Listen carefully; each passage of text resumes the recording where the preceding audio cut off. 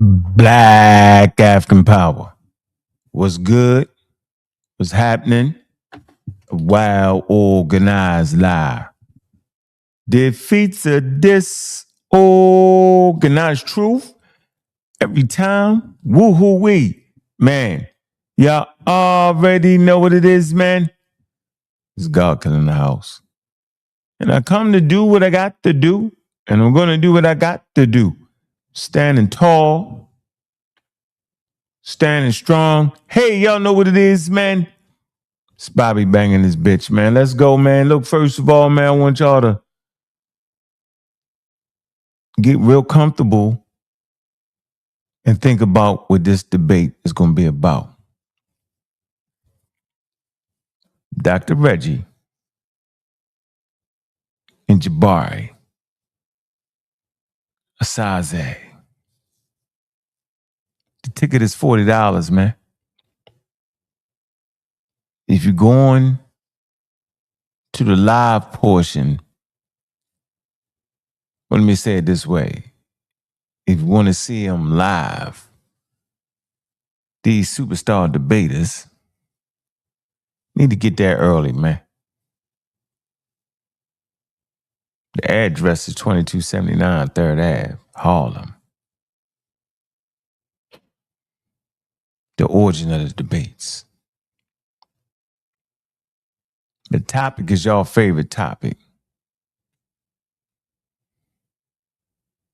Ordinary, literal.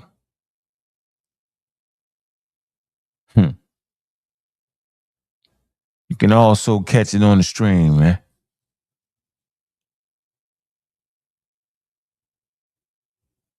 The link is going to be in the description of the videos. Get your tickets. And during this show, I'm going to make sure I put it out. We got 53,000 in the building, man. And it's shaking and baking, man. Black Sun, what's good?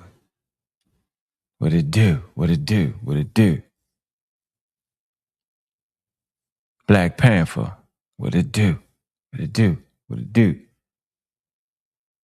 Shakara King Black, what it do?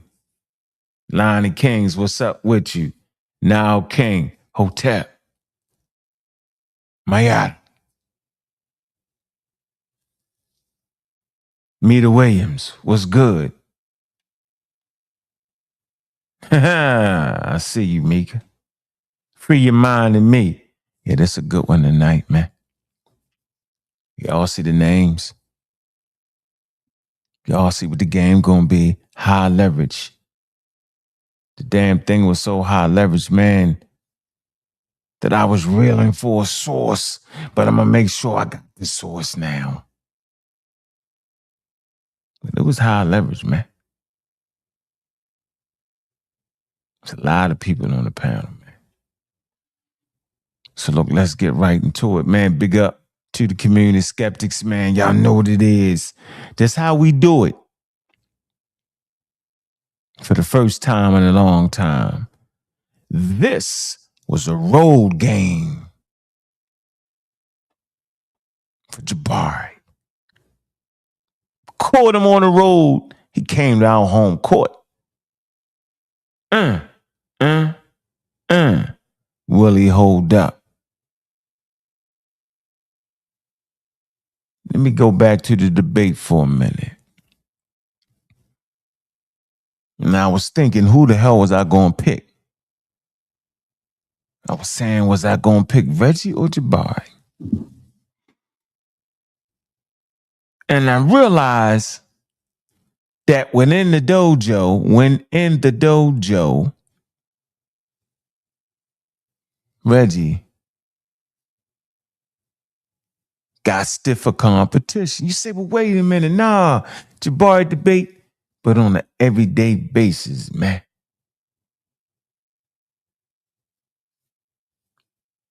On an everyday basis, Reggie travel and play away games, where Jabari always fighting and practicing on home court.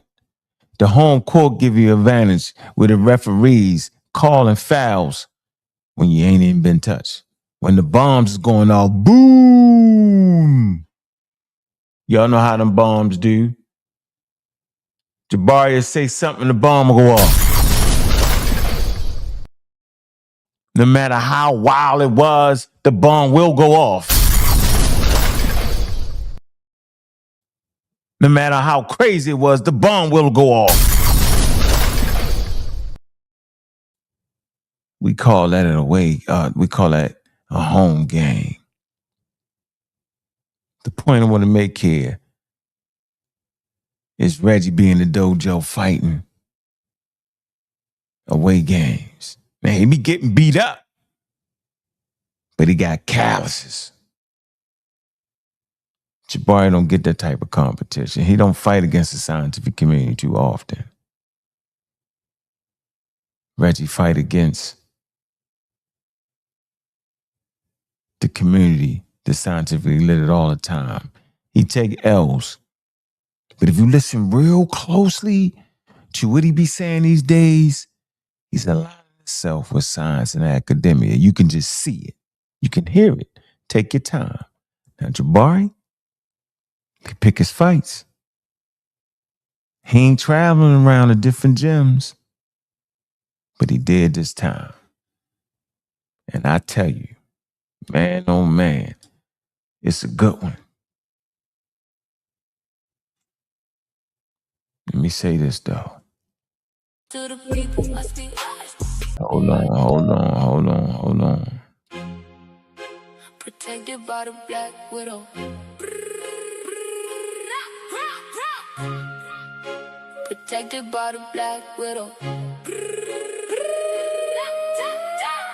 I speak loud on the mic.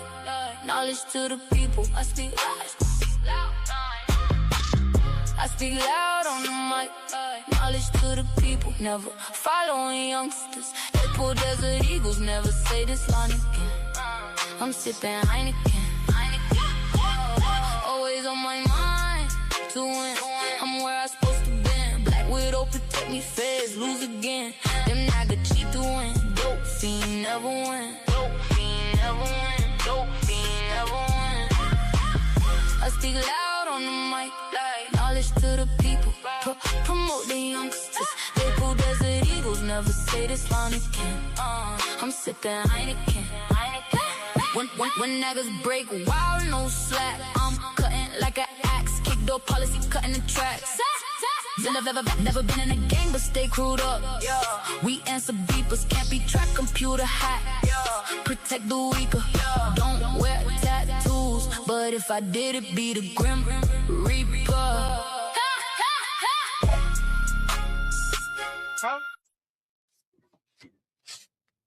Look, man, this is a good one.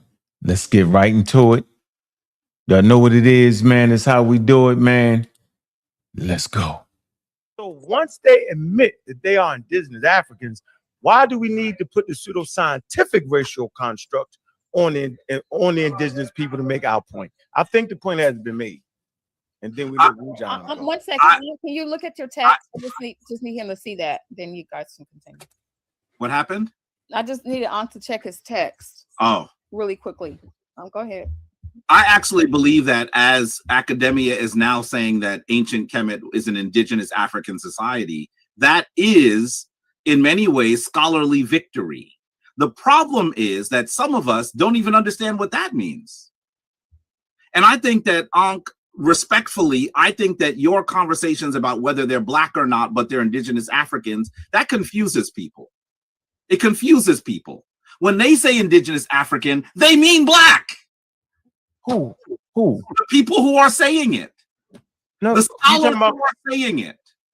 Oh, that's what they're saying. And so I am I think that your means. And I think that Ankh, respectfully, I think that your conversations about whether they're Black or not, but they're indigenous Africans, that confuses people. It confuses people. When they say indigenous African, they mean Black. Who? The people who are saying it. No, the scholars who are saying it. Oh, that's what they're saying. And so I am. Yeah, I need a source for that. That's a groundbreaking I idea believe right there. I've shown sources on this all day long. But you do it for us so we can have it on record. I want to say that what we're doing here is we're oversimplifying things so that we make arguments sound ridiculous. When scholars say that Kemet is an indigenous African society, in other words, it didn't come from elsewhere, they're saying what we're saying in a scholarly way. And in fact, when I write it, that's how I say it.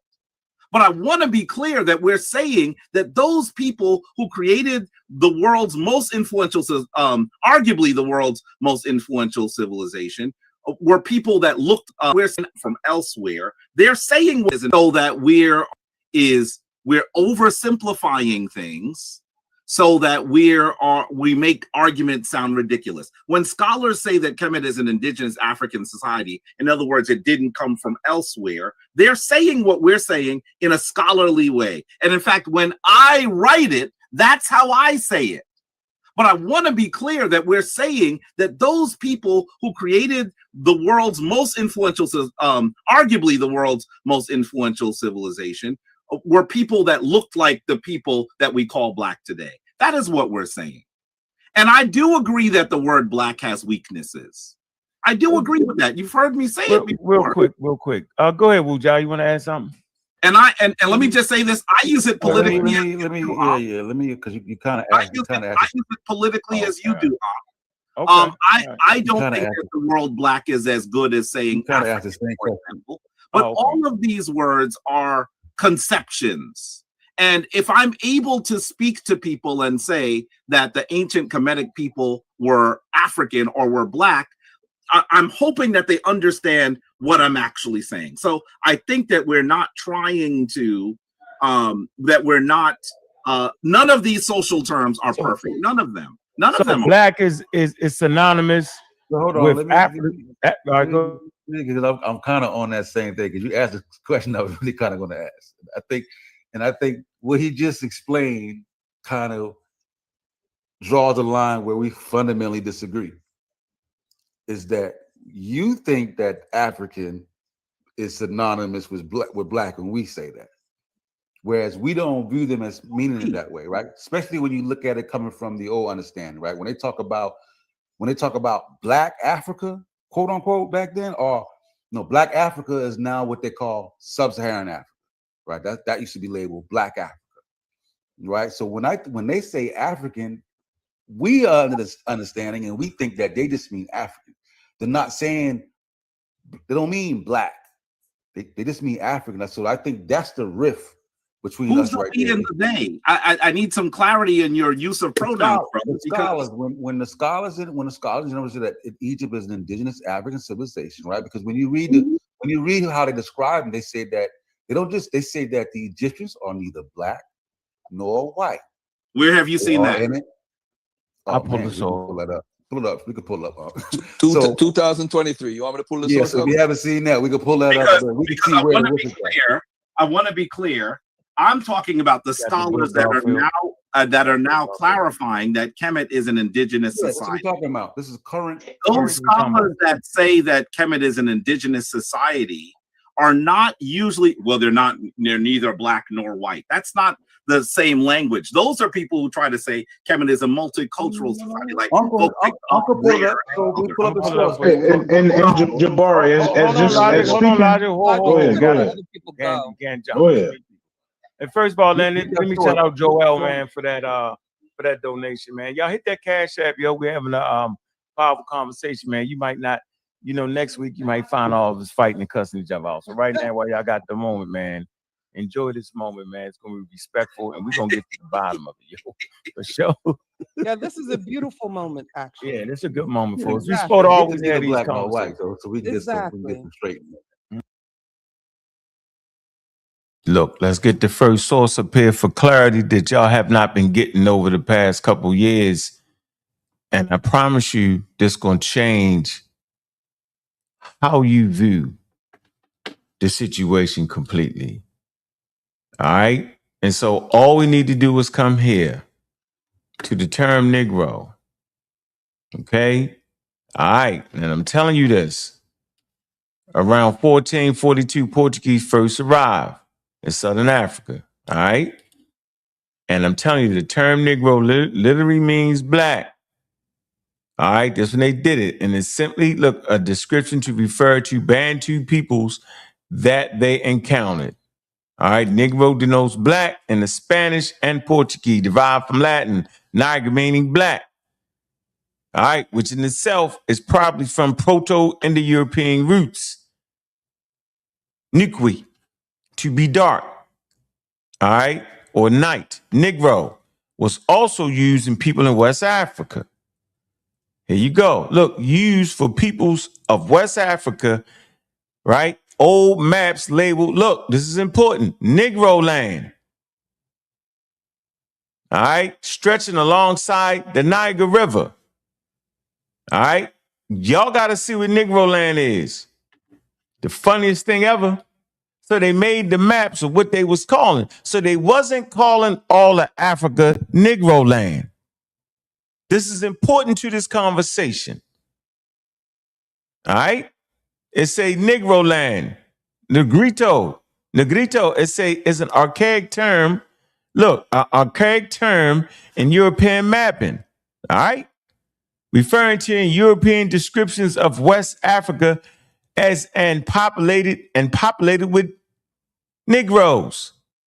All right, this area compromises at least the western part, the region called Sudan, not to be confused with modern day country. Don't get it confused. The term is probably a direct translation of Arabic Balad al-Sudan, meaning, look, the land of blacks. That wasn't all Africa again, corresponding to about the same area. See what I'm saying? This is with clarity, yo. We just got to have clarity. And then it talks about the Persians calling Zantistan, meaning the land of the blacks. Zang, for the blacks still remains in the name of Zanzibar, from Persian, meaning the coast of blacks. All right? Now, this is what it looked like. Before I get to what it looked like, I want to give y'all some special attention right here. Some of the greatest states of those considered part of Negro land, look, was Bornu Empire. Most of y'all probably have not heard of that. All right? Why is this important? So watch this. The Kanem Bornu Empire was an empire based around, look, Lake Chad, that once ruled areas which are now part of Nigeria, Niger, Cameroon, Libyan, look, Algeria, Sudan, and Chad. That's a large area right there, yo. It says the empire sustained by, look, for purpose trans-Saharan trade. They sustained themselves by controlling the trans-Saharan trade. And was one of the oldest and longest lived empires in the world. So while y'all was focused on Egypt and stuck in Northeast Africa, there's a society, there's a civilization, there's an empire, okay, which is one of the oldest long-lived empires in the history of the world, and especially in African history. Why the hell did we miss it? What's the joke? You know why we miss it? Because we was following white people and they ain't tell you about this one. They didn't tell you about this one. They had you stuck. I just wanted y'all to see this. I just wanted you to see it so we can get our minds right and stop playing. This is Negro land. Below Sahara. Look at that. Look how large that empire is. Can y'all see that? Look at that. Who knew? Who knew? Man, not to mention, real fast here, would you take a look at some of them? Some of the warriors. All right, the map of medieval trade routes in the area. They controlled a lot of their trade. Kaneem and Banu. All right, y'all want to talk about it? Talk about it. Just want y'all to see this while y'all was playing around. Some great empires right here. The rise of the Songhai Empire. These some great empires. While y'all stuck in Egypt and tripping and allowing Europeans to frame your mind. The question is why we needed to even play with. We didn't even need to play with Egypt. The question is, why did they play with you like that? They played with you like that because that was their interest. And you made their interest your interest because you sort of focus on where your direct ancestors come from. But they played you. So I just want y'all to see this for a minute so we can get a good look.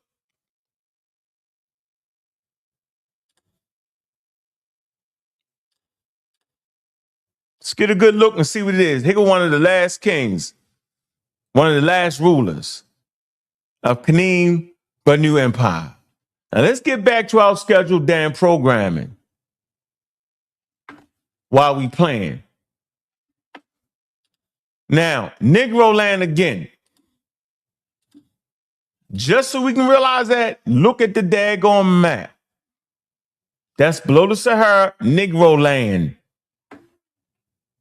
They wasn't saying all of Africa was Negro land. This is important to this conversation. Don't let a person trick you.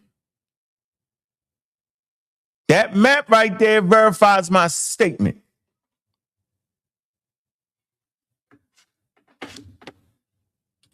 Man, it's about education around here, yo. And as we get education, yo, they can't trick us, yo. They can't hit us with the trick'emship. That's Negro land. Now, Jabari made a wild statement about what black was and about what it wasn't. And if I can find this, if I think I can find this, let me see. Let me see if I can find this real quick, because this was, I bet you I ain't gonna be able to find that. I know I ain't gonna be able to find that. Because it was a statement in that. Hold on real quick. Let me see. See if I can find that. Is it in this right here? No, it wouldn't be within it. It wouldn't be here. No, I think if I move down, hold on for a minute. Let me see. Let me see. Let me see. Maybe if I... Let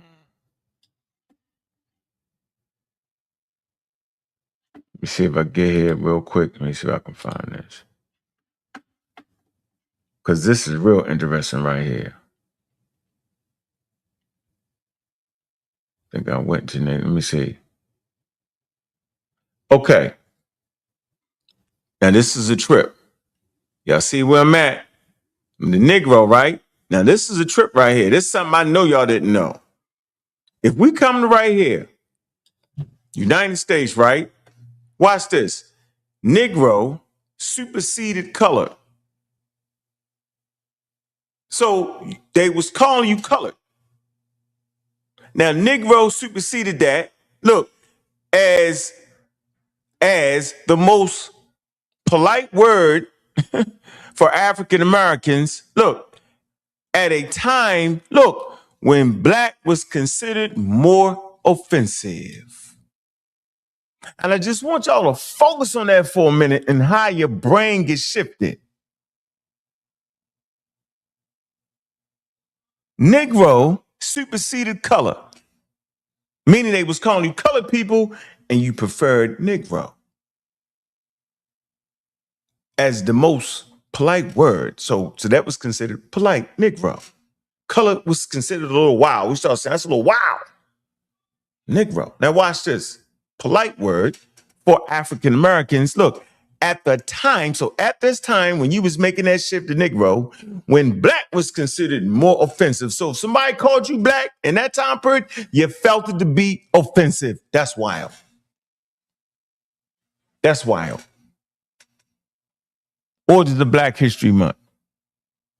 The campus, New St. Joe's University.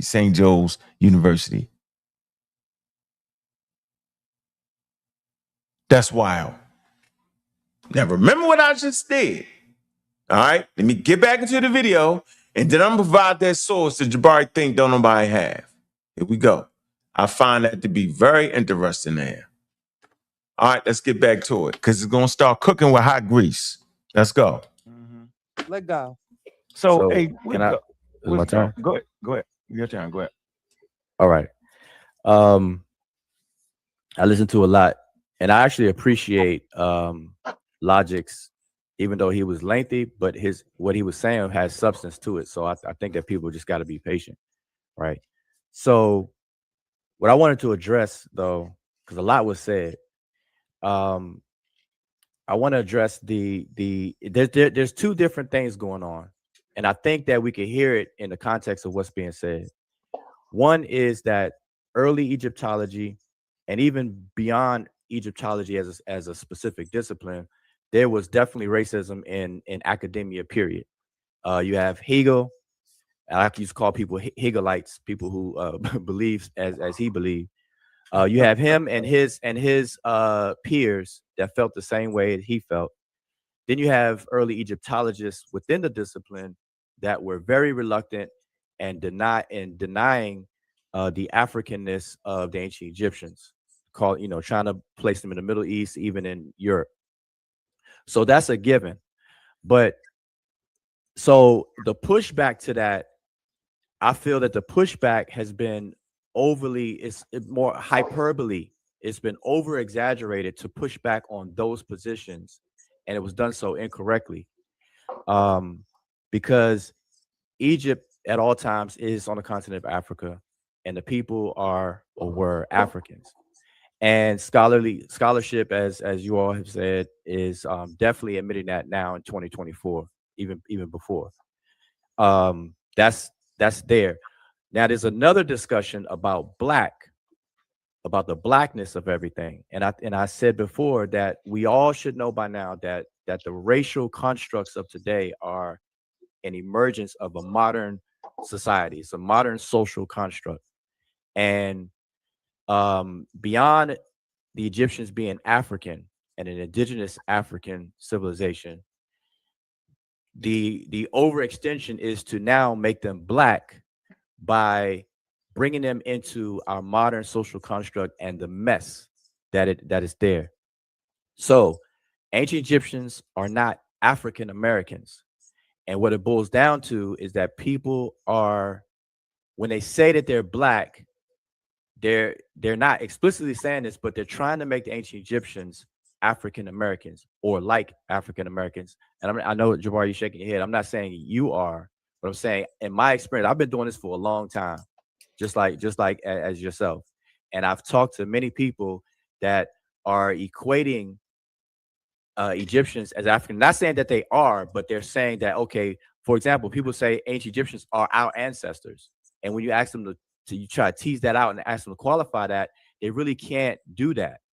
And so it's a pride thing of as Jabari, as you were saying, that there's an issue of even your slide that you showed up or that you read, I'm sorry, the quote that you read from, as a people think of themselves, so on and so forth.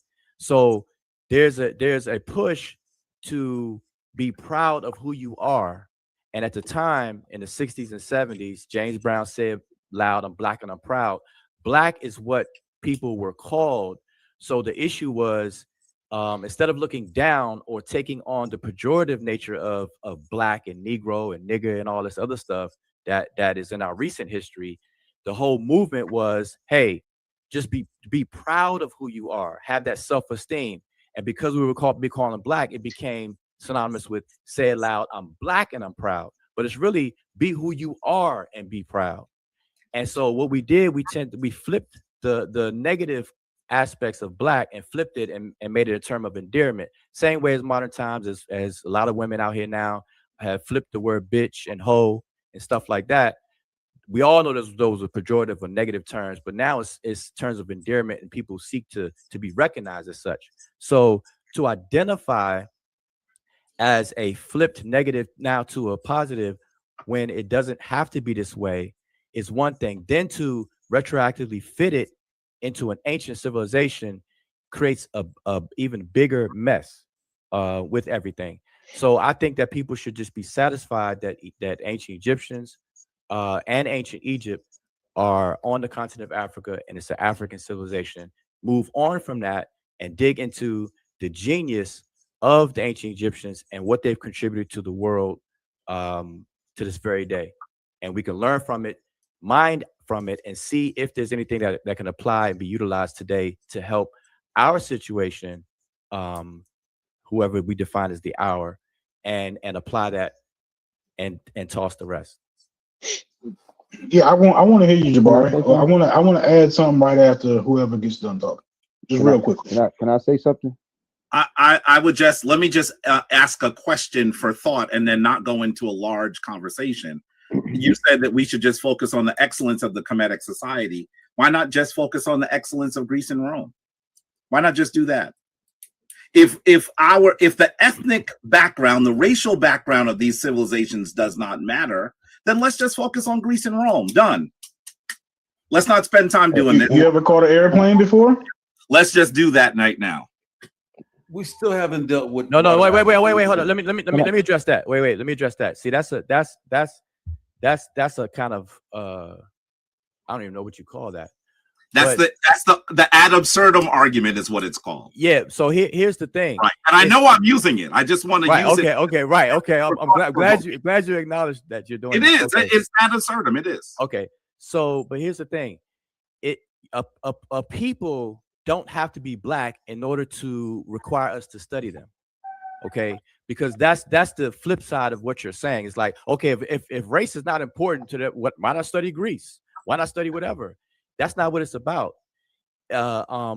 Egypt on its own merit was the light of the ancient world, and it was the beacon. It was like basically the all that in a bag of chips of the ancient world among its contemporaries, and we haven't seen a civilization since or even before. Like, I think a lot of people agree with that. So that on that merit alone, it's worth studying. And so it's not because they're black it should be studied.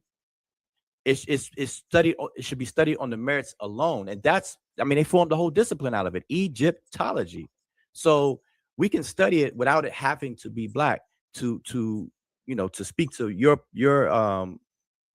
point, which was kind of like a fallacy, but that's just to speak on that. So I like to believe that only one of us could do a class on ancient Rome. So, and that's me, by the way, because I've done a class on ancient Rome. So if that is what you believe, then why haven't you focused on ancient Rome? Because if you're asking me, I'm focused. I've been focused on Egypt. When I have time, on a point, which was kind of like a fallacy, but that's just to speak on that. So I like to believe that only one of us could do a class on ancient Rome. So, and that's me, by the way, because I've done a class on ancient Rome. So if that is what you believe, then why haven't you focused on ancient Rome? Because if you're asking me, I'm focused. I've been focused on Egypt. When I have time, it's getting good, boy. It's getting good. Hold on, let's take a break. Hold on. For the reason. No. Hold on, Wu. Take a commercial break. It's about to get good. We got WuJau. We got Jabari. I ain't never heard them conversate before. Y'all heard me and Jabari go back and forth. Before, but I think it's mostly on Facebook. We taking a break though. Hey, look, man, hit the Cash App, man. Hit the Cash App. Keep that point so we know whatever point is. Don't let us get off track. We just want to take a Cash App break, man. Hit that Cash App, man. Y'all know what it is, man. Show some love, man. It's what we do, man. Got you, huh? We're Skeptics, man. We show love around here, man. It's a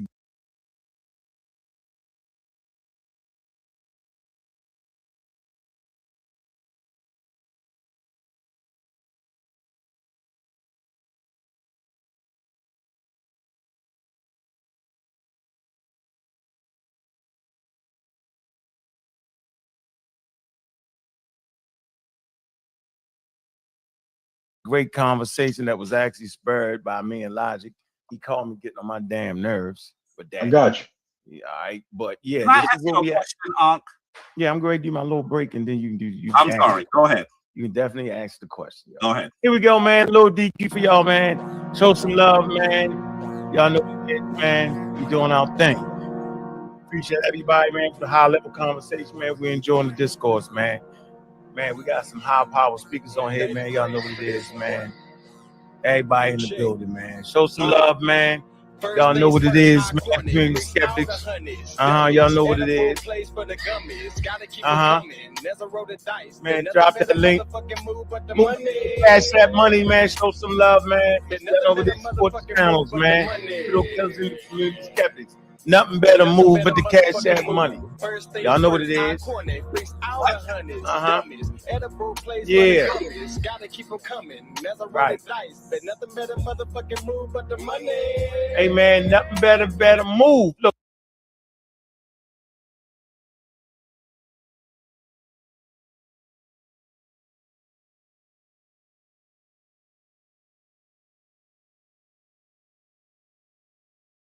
I don't even know what you call that. That's the ad absurdum. Okay, black flip side of what would make a spreader. It should be without. So on because because me it's study earthworks the ancient day. Certainly, Right. sir. Let's done. Accessing it. I think Egyptology. You know, Let's take a break. Hold on. For the reason. No. Hold on, Wu. Take a commercial break. It's about to get good. We got WuJau. We got Jabari. I ain't never heard them conversate before. Y'all heard me and Jabari go back and forth. Before, but I think it's mostly on Facebook. We taking a break though. Hey, look, man, hit the Cash App, man. Hit the Cash App. Keep that point so we know what the other point is. Don't let us get off track. We just want to take a Cash App break, man. Hit that Cash App, man. Y'all know what it is, man. Show some love, man. That's what we do, man. Got you, huh? We're skeptics, man. We show love around here, man. It's a great conversation that was actually spurred by me and Logic. He called me getting on my damn nerves. But that, I got you. Yeah, all right. But yeah, Can I this ask is you what a we question, Ankh? Yeah, I'm going to do my little break and then you can do. I'm sorry. Go ahead. You can definitely ask the question. Go ahead. Here we go, man. A little DQ for y'all, man. Show some love, man. Y'all know what it is, man. We doing our thing. Appreciate everybody, man, for the high level conversation, man. We're enjoying the discourse, man. Man, we got some high power speakers on here, man. Y'all know what it is, man. Everybody in the building, man. Show some love, man. Y'all know what it is, man. Community skeptics. Y'all know what it is. Man, drop that link. Move cash that money, man. Show some love, man. Y'all know what it is. Support the channels, man. Community skeptics. Nothing better move but the cash that money. Y'all know what it is. Yeah. Right. Hey man, nothing better move. Look, man, nothing better move but the Cash App money, man. Look, like and subscribe, man. Get the algorithm up, man. High level intelligent conversation. This conversation ain't for the weak or the meek. Y'all know what it is, man. What was it that you did? No, you was about to say something, Jabari. Yeah, so you don't want to forget the point. I want to. I'll be really brief. Let me just say this real quick because we jumped past that at one point. We jumped past modern academia in terms of when they said they're African, they said they're no either black nor white. They're African. We got that. This is modern scholars. We got Samakiata saying the exact same thing, making the exact same statement. They are neither black nor white. They're African. And this is modern academia. I don't know what that means, Jabari. You got colored sides now. You want Shamaka Kiyata? You want Shamaka Kiyata saying that? Please give him Shamaka Kiyata. Oh, Wikipedia. Go ahead, brother. Go ahead. Yeah, we like Wikipedia. Sure. Oh. I ain't gonna give him soy. I'm gonna give him. He can't get past this first. He gotta get. Look, let's get here first. First, you got to get past Wikipedia. Even move on to the high level thing. Wow. Yeah, you can't get. Yeah, I gotta do Wikipedia for you. You can't, yeah, you can't get past this. Get past this. It says since the second half of the 20th century, topological and hierarchical models of race have increasingly been rejected by scientists. And most scholars have held that applying modern notions of race to ancient Egypt is anachronistic. Of course, you know what that means. That means it's out of time and space. And they got 1, 2, 3 sources here. It say the current position, talking about now, of modern scholarship is that the Egyptian civilization was an indigenous Nile Valley development. See population history of Egypt. Great read. Great read. All these sources right here. Right. It say at UNESCO Symposium 1974 that most black just lie about because they won't tell you the truth because they never read it. Several participants concluded that the ancient Egyptian population was an indigenous to the Nile Valley and was made up of people from north and south of the Sahara, see, who were differentiated by their color. That's it. All right. So there you go. But wait, that's not meeting the standard that we're looking for here. Hey Jabari, you should have given that would have just listen. Hold on, listen. Oh, Simone, you want let's have a high level conversation going. Listen, this is what we're saying. I said I'd like for you to show me a source of someone who is arguing that ancient Kemet is an indigenous civilization and also making the argument that they're neither black nor white. That civilization. Show me a source of someone who is arguing that ancient Kemet is an indigenous civilization and also making the argument that they're neither black nor white. That's what I want to see a source. I got you. Making the argument that they're neither. It is an indigenous civilization and also making the argument that they're neither black nor white. That's what I want to see a source. I got you.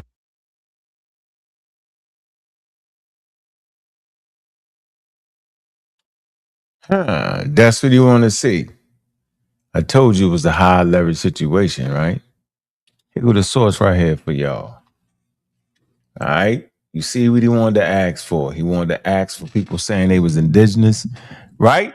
And neither black nor white. Because remember, in his mind, the ancient Egyptians, when they say that they are indigenous Africans, he's saying that means that they are black. That's what the argument is. And so we come right here. Mainstream Western scholars reject the notion that Egypt was a white or black civilization. They maintain that applying modern notion of black or white races to ancient Egypt is anachronistic. In addition, scholars reject the notion explicit in a black or white Egyptian hypothesis. Watch this. That ancient Egypt was racially homogeneous instead. Skin color varied between the peoples of Lower Egypt, Upper Egypt, Nubia, who rose to power in various eras in ancient Egypt within Egyptian history. Despite the multi-foreign invasions, the demographics were not shifted substantially in large migrations, like y'all be trying to say. Right? Other scholars have suggested, there may have been gradual periods of demographic change from Syria via the Eastern Delta region. All right. And if you look at UNESCO right here, okay, it goes on just to make the point right here. All right. It says international scholarship reflects the general history of Africa. A multi-volume historical project have expressed comparable positions. The majority of scholars that contributed to Volume 2 in 1981 considered the Egyptians as an indigenous African civilization with mixed populations that originated largely in the Sahara and featured a variety of skin colors from north to south of the Sahara region. It's right there in front of y'all faces. All right, we ain't got to argue that no more. Keep going. It say, in the view of Egyptian scholars and featured editor Gamer Mukhtar, Upper Egypt, Nubia held similar ethnic compositions with comparable material culture. An updated volume, publication 11, launched in 2025, maintained that Egypt had both African and Eurasian populations. It's the up-to-date one. It said a review section which focused on 1974 peopling of Egypt symposium stated that accumulated research over these 3 decades had confirmed the migration southerly African along the Saharan population into early Nile Valley. Upper Egypt was now positioned as the origin point of pharaonic unification. And I bet y'all won't even comprehend what that's saying. Watch this again.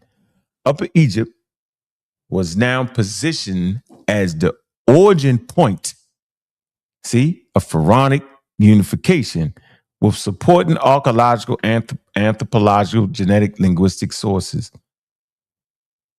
of evidence having identified close affinities between Upper Egypt and other sub-Saharan African populations. That's in an up-to-date book.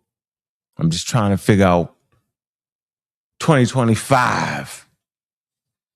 Why y'all bugging? Why y'all fighting me? Just the Wikipedia article.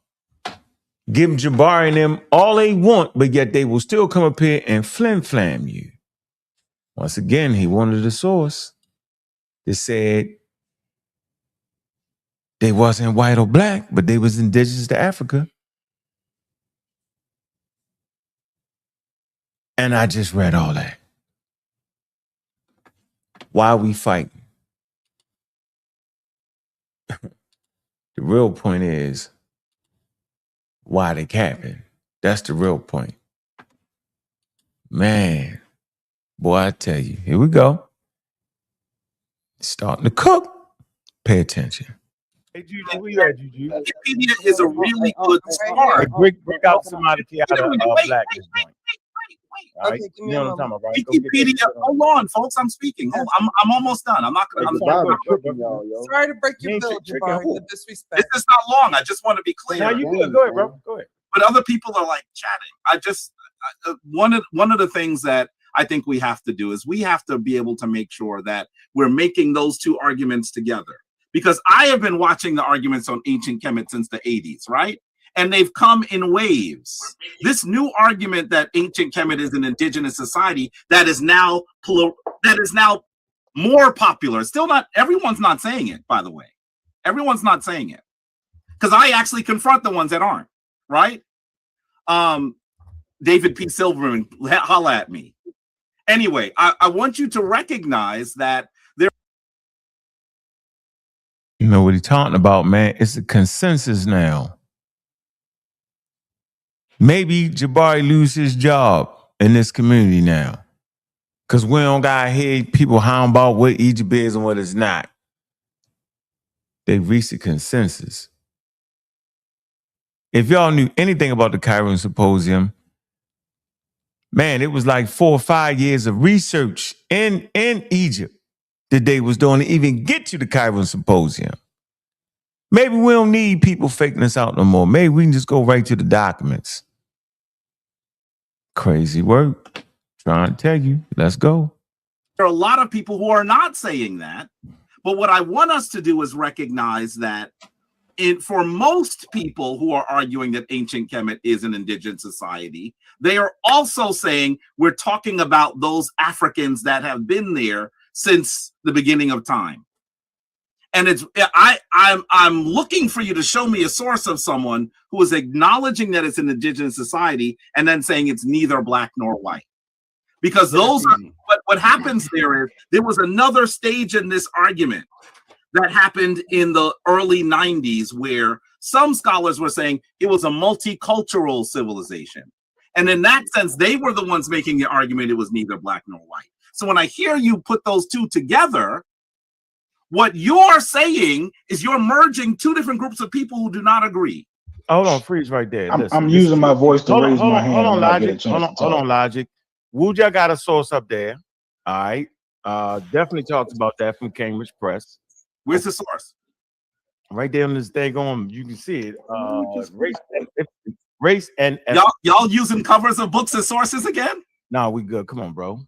Come on now. No. Let me wait. Let me speak.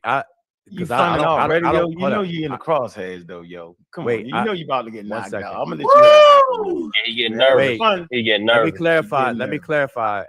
My picture is not put up to be a source. My Okay.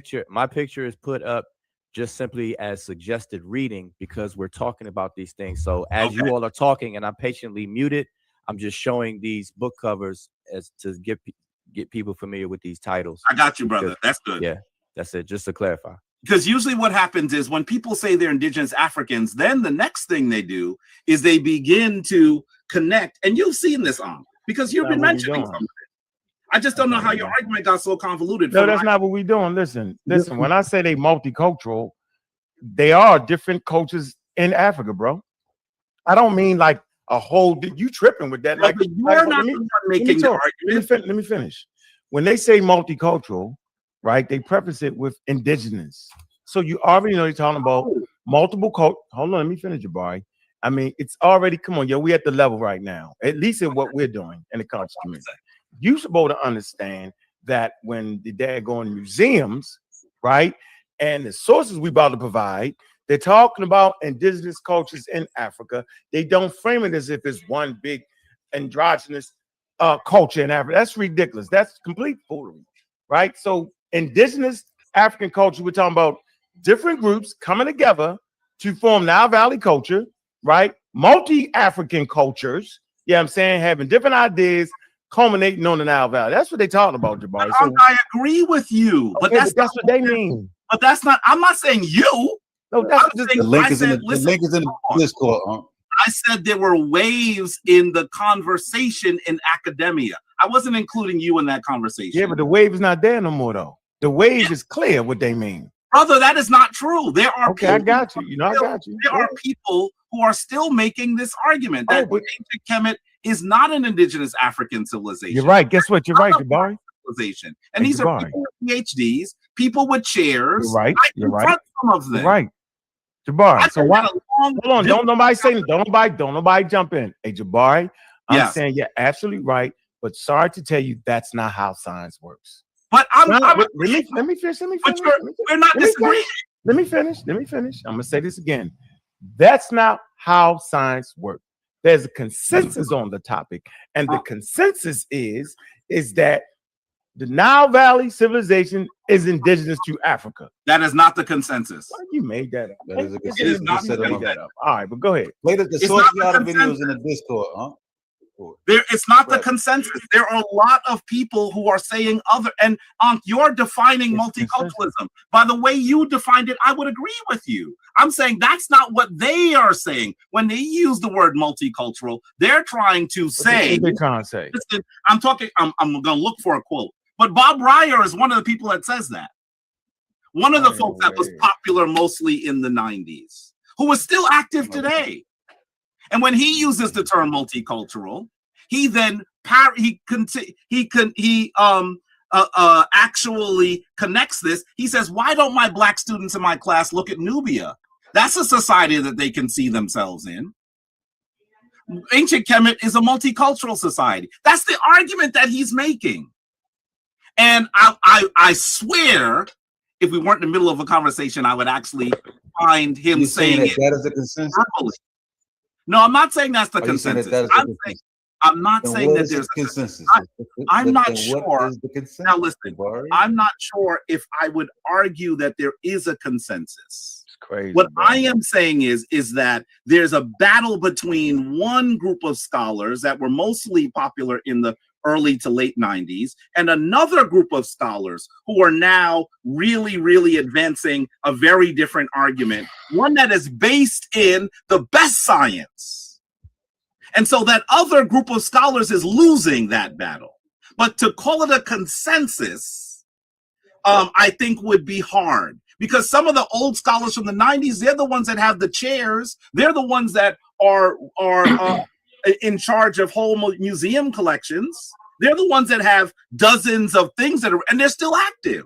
So, and they're disagreeing with each other. Jabari, what I'm trying to tell you is that around here on this channel, you in trouble.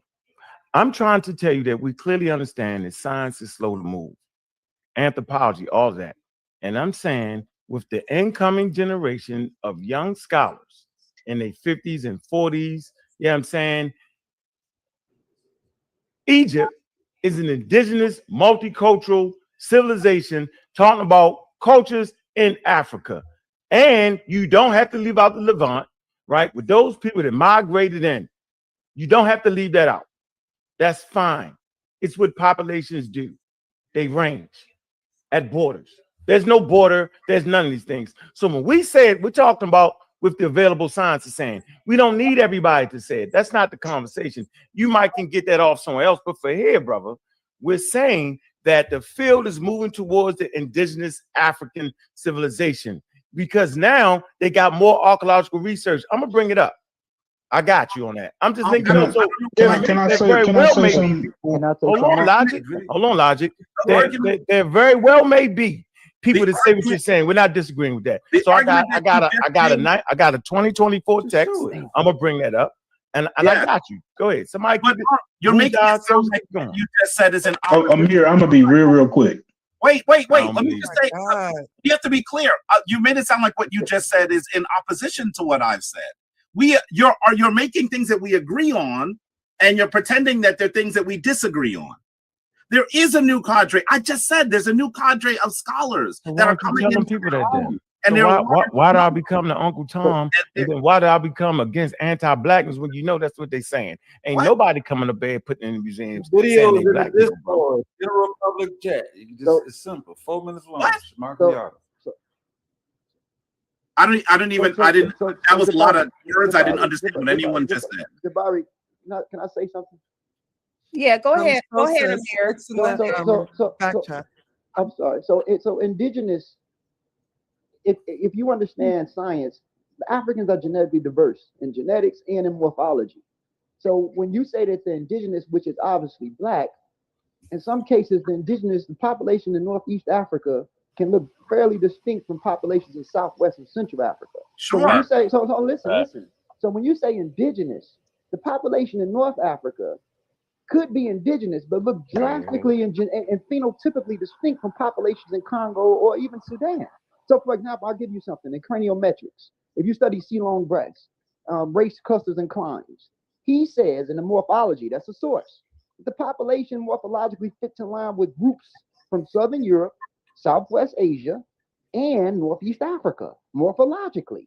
So what's being said is, when you say they're obviously black, you don't have to look like what's obviously black or what's identified as black based off description of what we see on the surface to be indigenous to so-called Africa, or even dark skin to be indigenous to so-called Africa. If you want, it's a great article that you should check out. Light skin and dark skin both evolved in Africa. So Africa has a lot of phenotypes. It has a lot of genetic distinction from one another. Some people have further drift than others. Some people went through bottlenecks. Some people went through changes. You have very ancient back migrations.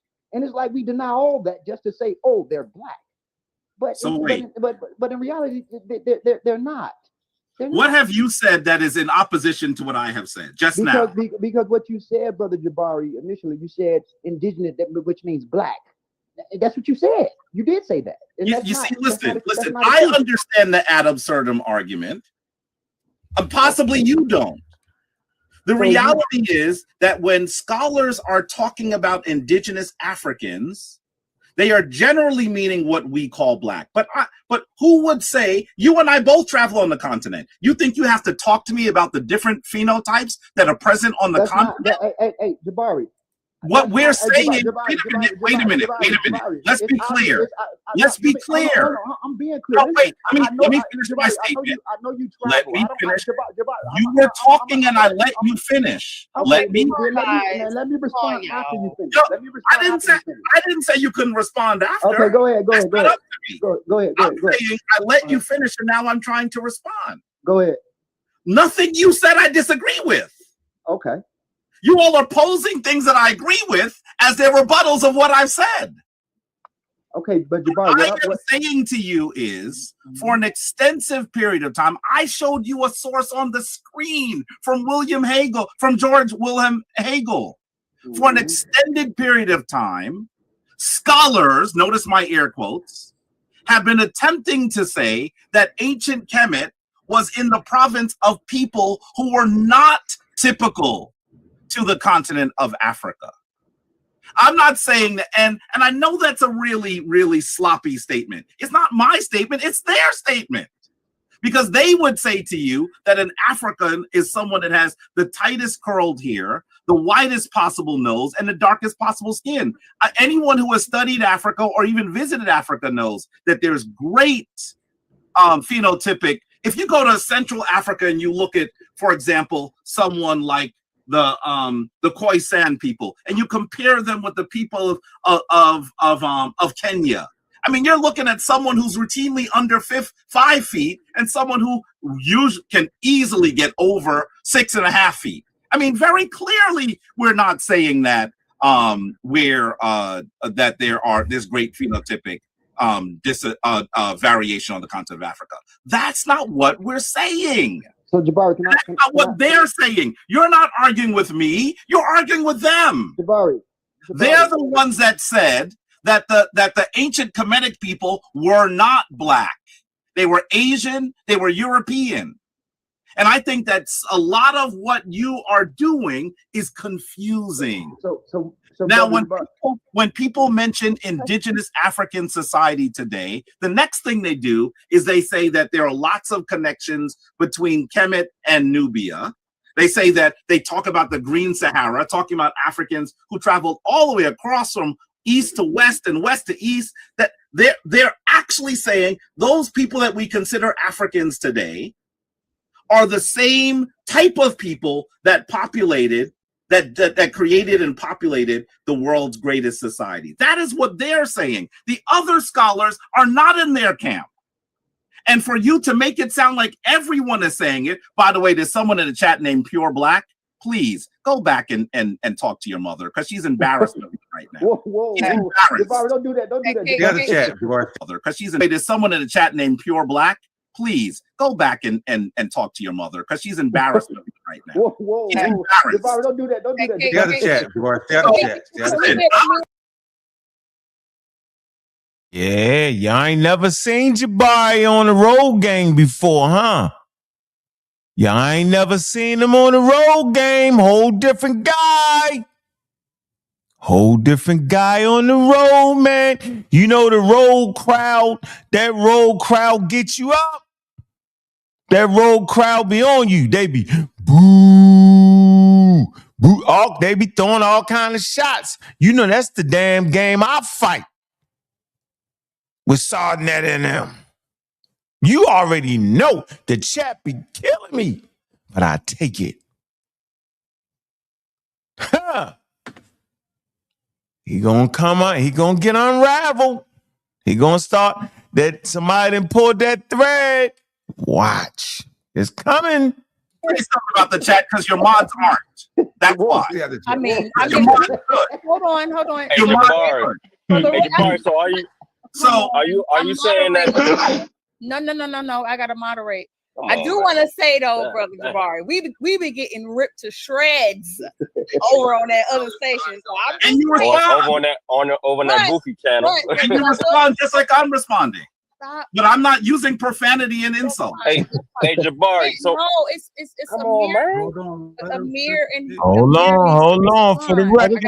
For the record, this was on the community Skeptics. He popped up. He stopped popping up.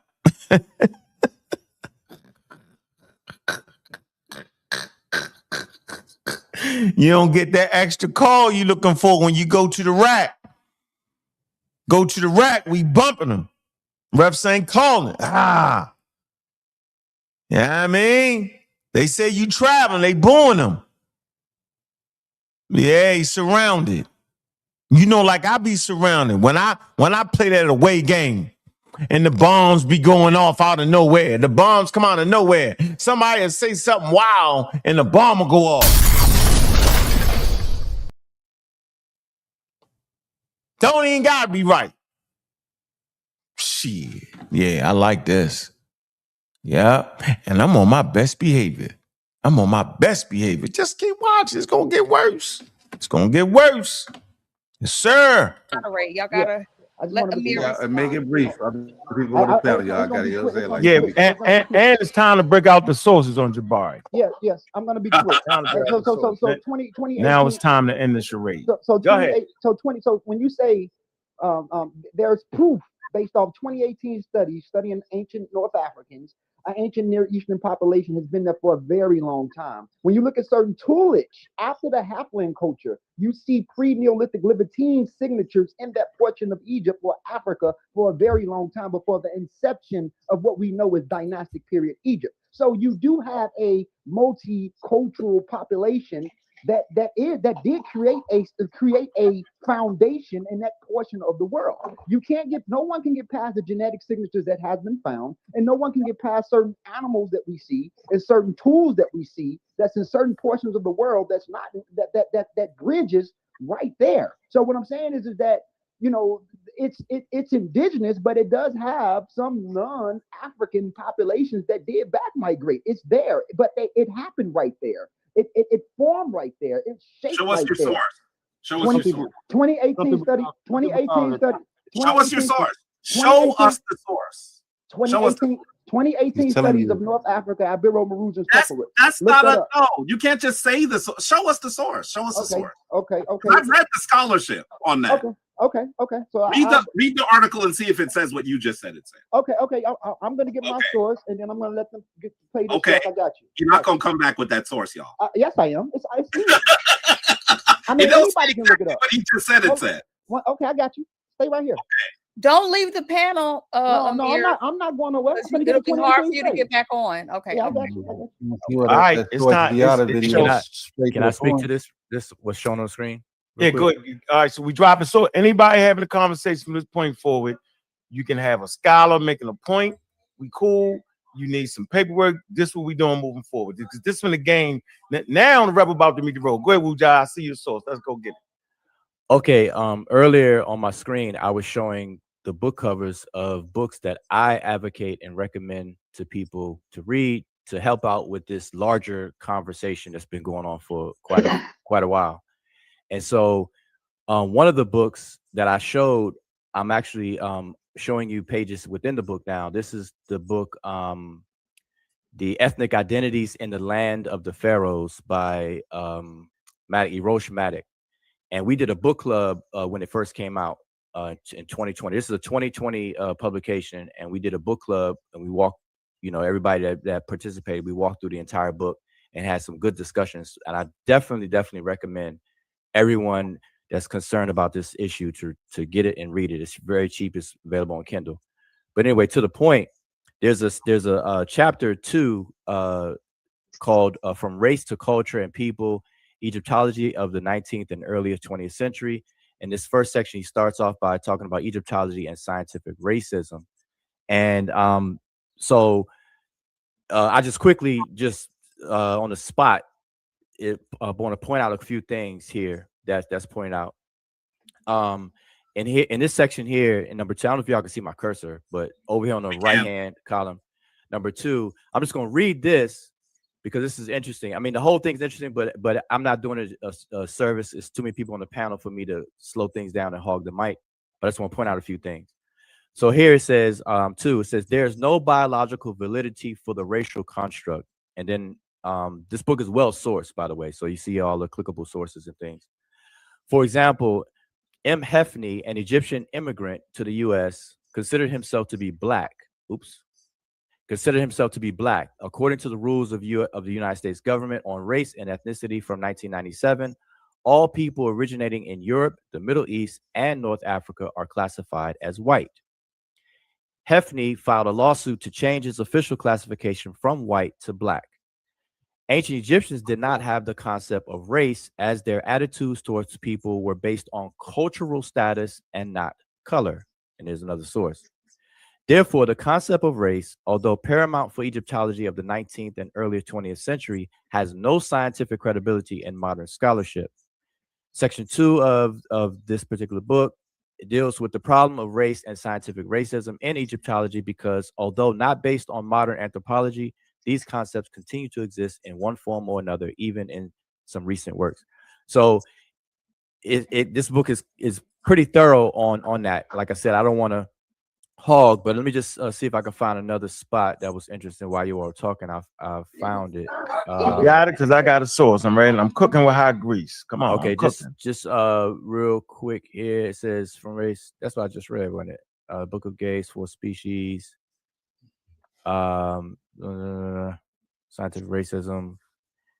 Yeah, I don't like I said, I don't want to, so it talks about the Hamitic question. It talks about Glidden, which if you read this, you'll find that these were definitely racist scholars and people in their peers in their time. They were all in agreement with a lot of racist ideology, and so this particular book points all that stuff out and just shows how it's not even tenable today at all. Like it's totally rejected at this point. Right. So I don't want, like I said, I don't want to hog the mic, but all right, you get back to a finding. I got you. We got a couple more minutes. Yeah, so you could stop sharing. But again, let me just show the cover of this book. I definitely recommend everybody to get it.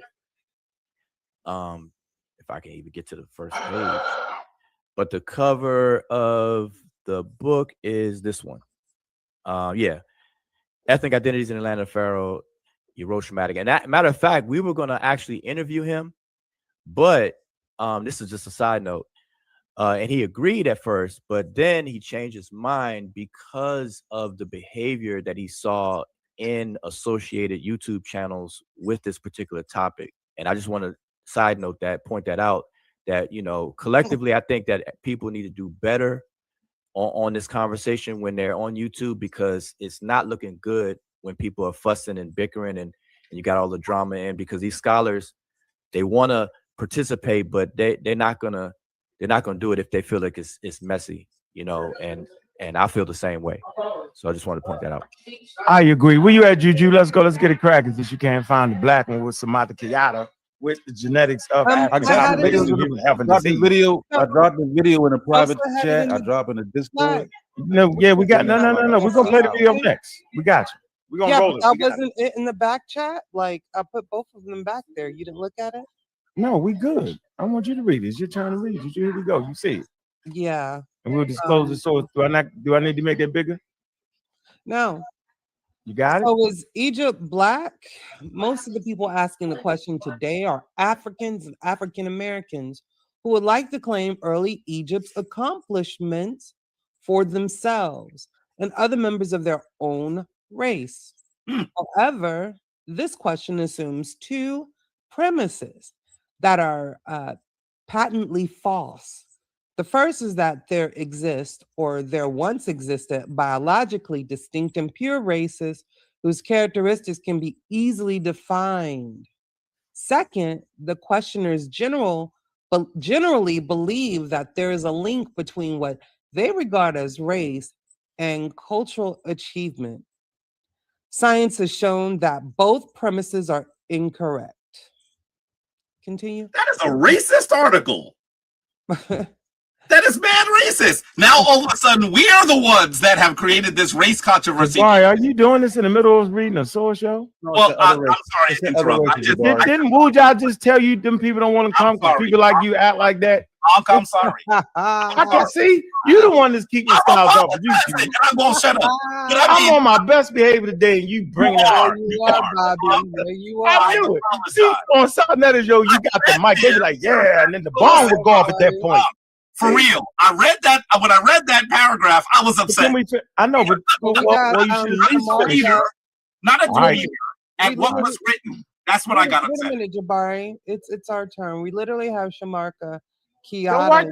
Don't acquiesce to a faulty premise. Keep reading. All right. Modern Egyptians have a mixed genetic admixture and also show considerable variation in skin color and physical characteristics. We can expect the same to have been true in the past.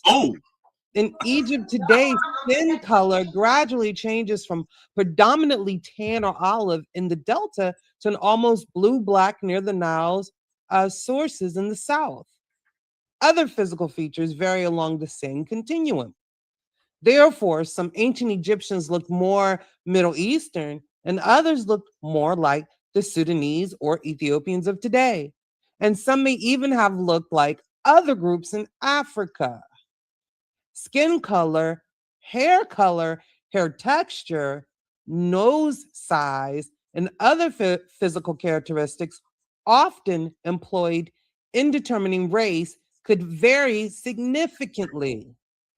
Therefore, it should not be surprising that we can pick out what have been called Negroid traits in the statue of Khafre or in images of Queen Ty. Sub-Saharan Black ancestry was always an element of Egypt's genetic history. Was always an element of Egypt's genetic history. What did I say? That does not mean that Egyptians were Black in the way that African Americans identified themselves today. It also doesn't mean that Egyptians were white, even though they are usually portrayed by white actors in Hollywood films. The modern Black-white distinction is a construct of European racism and was largely irrelevant to ancient Egyptians.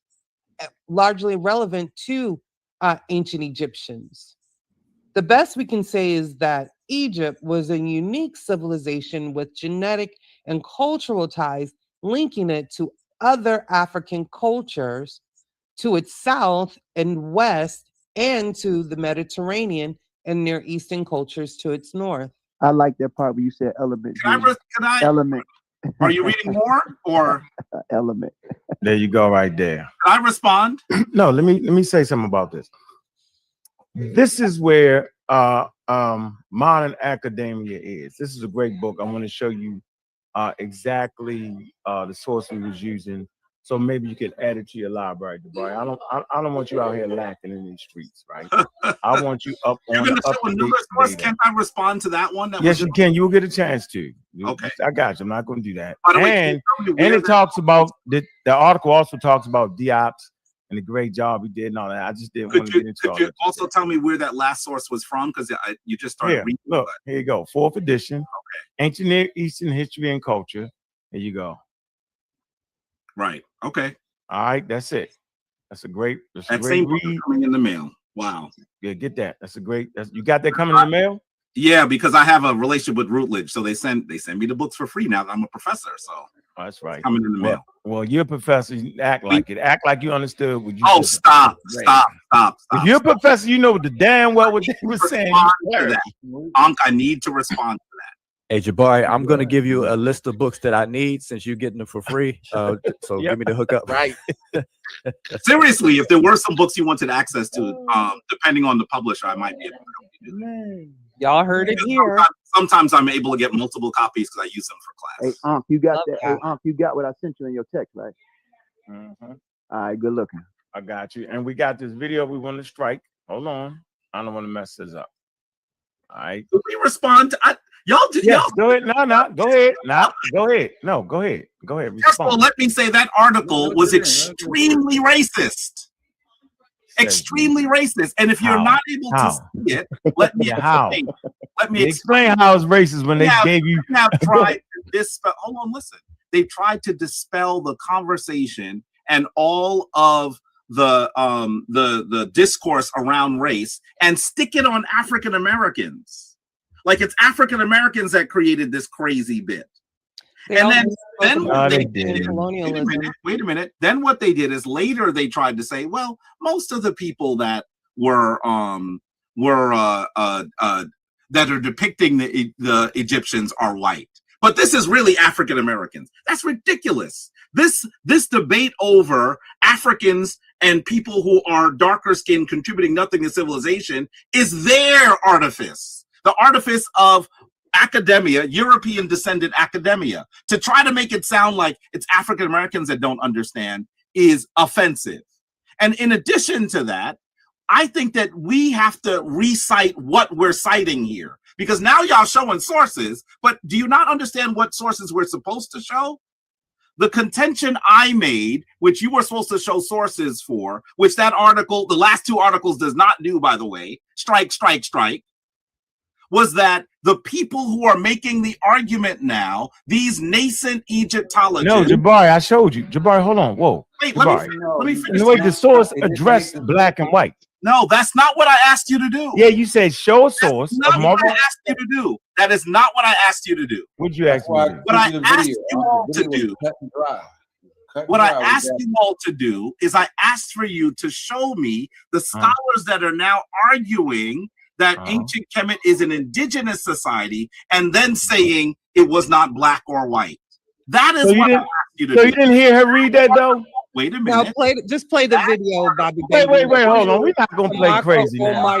Nah, hold on. Hey, Jabari. That's a tactic that Jabari do, bro. Jabari, that's what you do. Go ahead and talk, Jabari. We're gonna read it again, Juju. That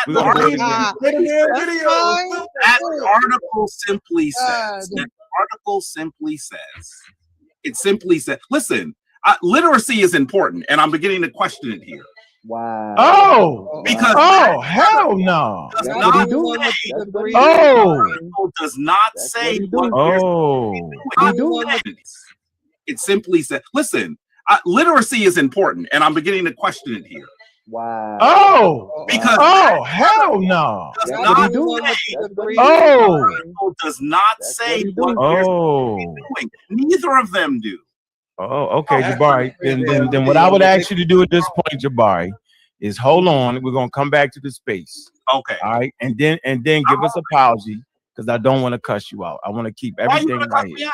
Because you start talking about some literacy shit like we ain't just see what we just read, bro. You the one acting illiterate. You're acting illiterate right now, yo. We seen it. Listen, if you're offended by that comment, I retract it and I apologize. Yeah, I appreciate it because we sit here. For the record, Jabari was the first person calling people illiterate, yo. I tried to tell y'all, man, y'all let him do it. Soft style, ease it in, y'all illiterate. And then when I go all in, make songs, start doing it, then all of a sudden, Unc, you playing too rough in the sandbox.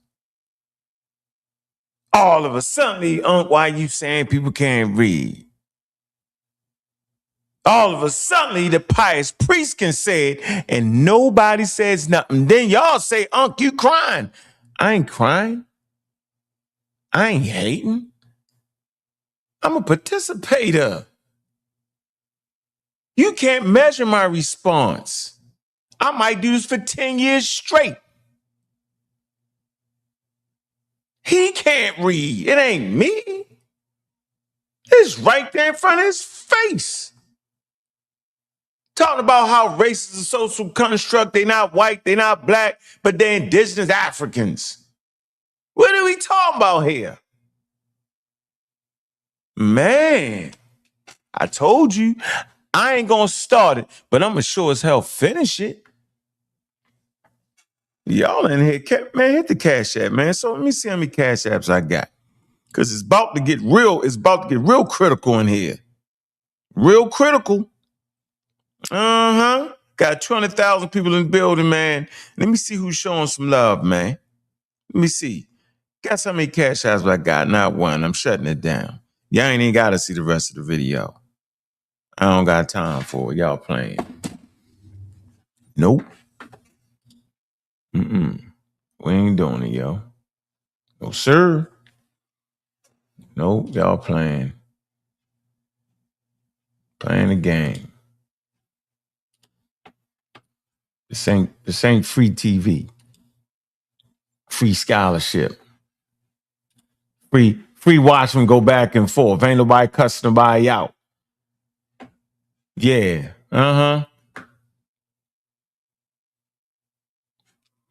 Hey, Bucky 50. Shut up. Not doing nothing. Not listening to you. You capping. Yeah. Capping. Straight capping. I ain't even gonna let y'all rage bait me in the chat. Nope. I ain't gonna let it happen. Nope. Ain't tired of it. Not at all. Right there where I supposed to be. Yep.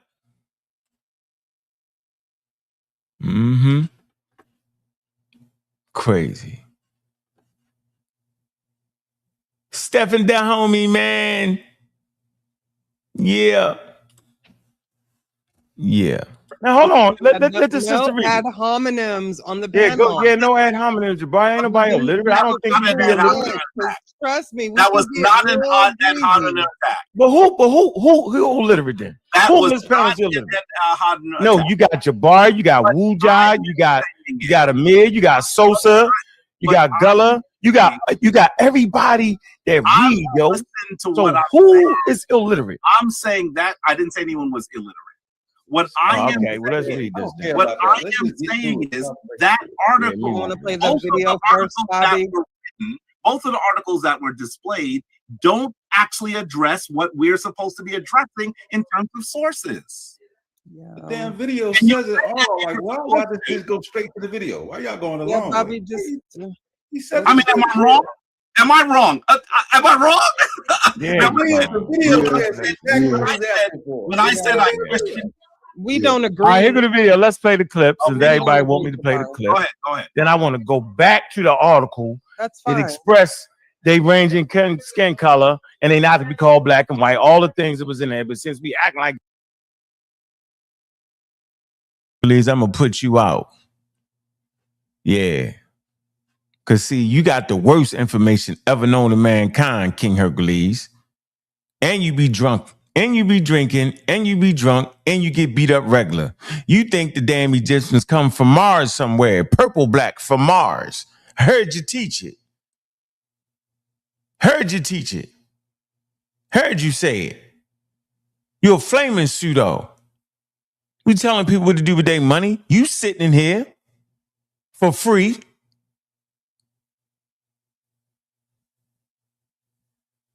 Lost your mind. Yeah, I see y'all, but y'all won't hit that button though. Nah, y'all won't do that. Y'all chatty in the patty, and Hercules be drinking. He a drunk teacher. How about that?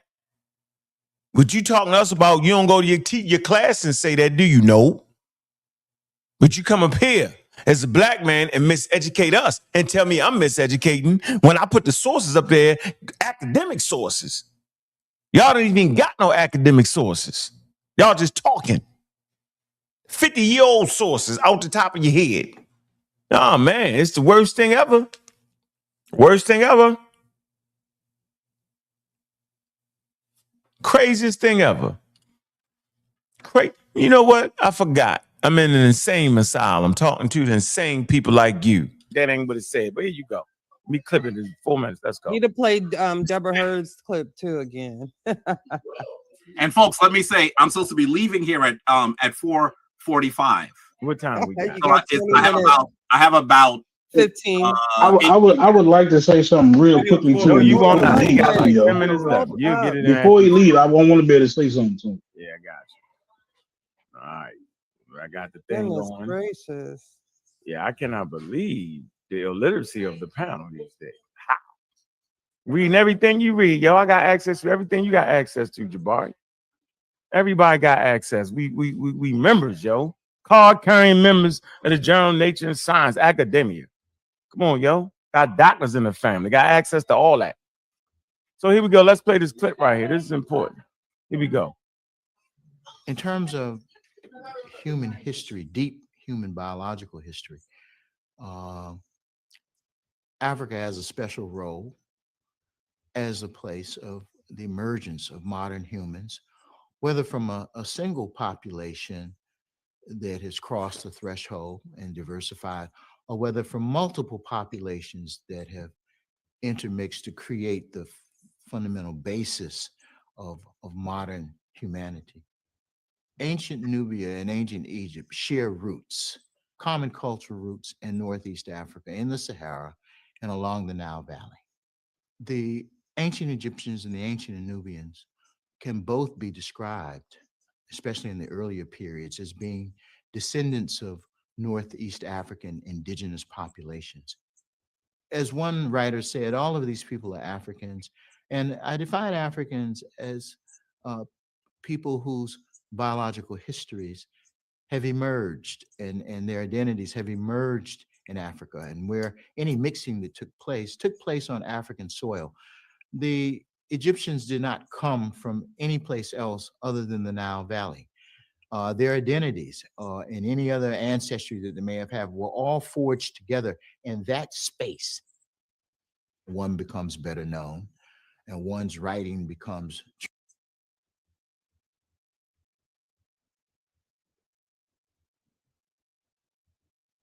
I don't hear the video anymore. It would still be a mystery as well. We have not recovered something similar for, later period Nubia. I don't think in terms of race in general. I don't, and when I say this, I think about it in two different ways. Darwin essentially suggested that in order to say that a species was subdivided into subspecies, which would be the equivalent of races, that the populations involved would have to be almost incipient species. Okay, so a high degree of substructuring. I can tell you that you cannot use the idea of any difference or being able to tell a difference either at the molecular level or physical level as indicative of or requiring the use of the term race. So I say there are populations, but no races. And I'm not the first person to say that. All of these people are connected to each other, and dividing them in a way that implies a level of discreteness that the term race implies is inappropriate. Were there people with darker skin, lighter skin, curlier hair, less curly hair? Yes, there were. There's no evidence that the ancient Egyptians who did medicine, who made observations, and sometimes detailed artwork about the environment around them, animals, plants, there's no evidence that they had a theory of human variation that would be commensurate or similar to notions of race as they were developed in Europe. There's a deep shared ancestry in the Sahara of these societies. The fact that they were sometimes in conflict, we should not impose our reasons, our ways of thinking onto why this conflict may have occurred. The conflicts were political, social, probably over the same issues. Let's not read ideological ideas about the reasons of this conflict back into the past. We have to avoid stereotypes. We have to avoid the old ways of thinking, but just put into new data sets or new types of data, which I do believe that we can see in literature sometimes today, and I think that a lot of times, if you look very carefully at the scientific literature, you'll see that sometimes the old ways of thinking are lurking beneath the surface there. And this is something that needs to be addressed. Yeah, so there you go. You heard it straight from Samantha Kiata's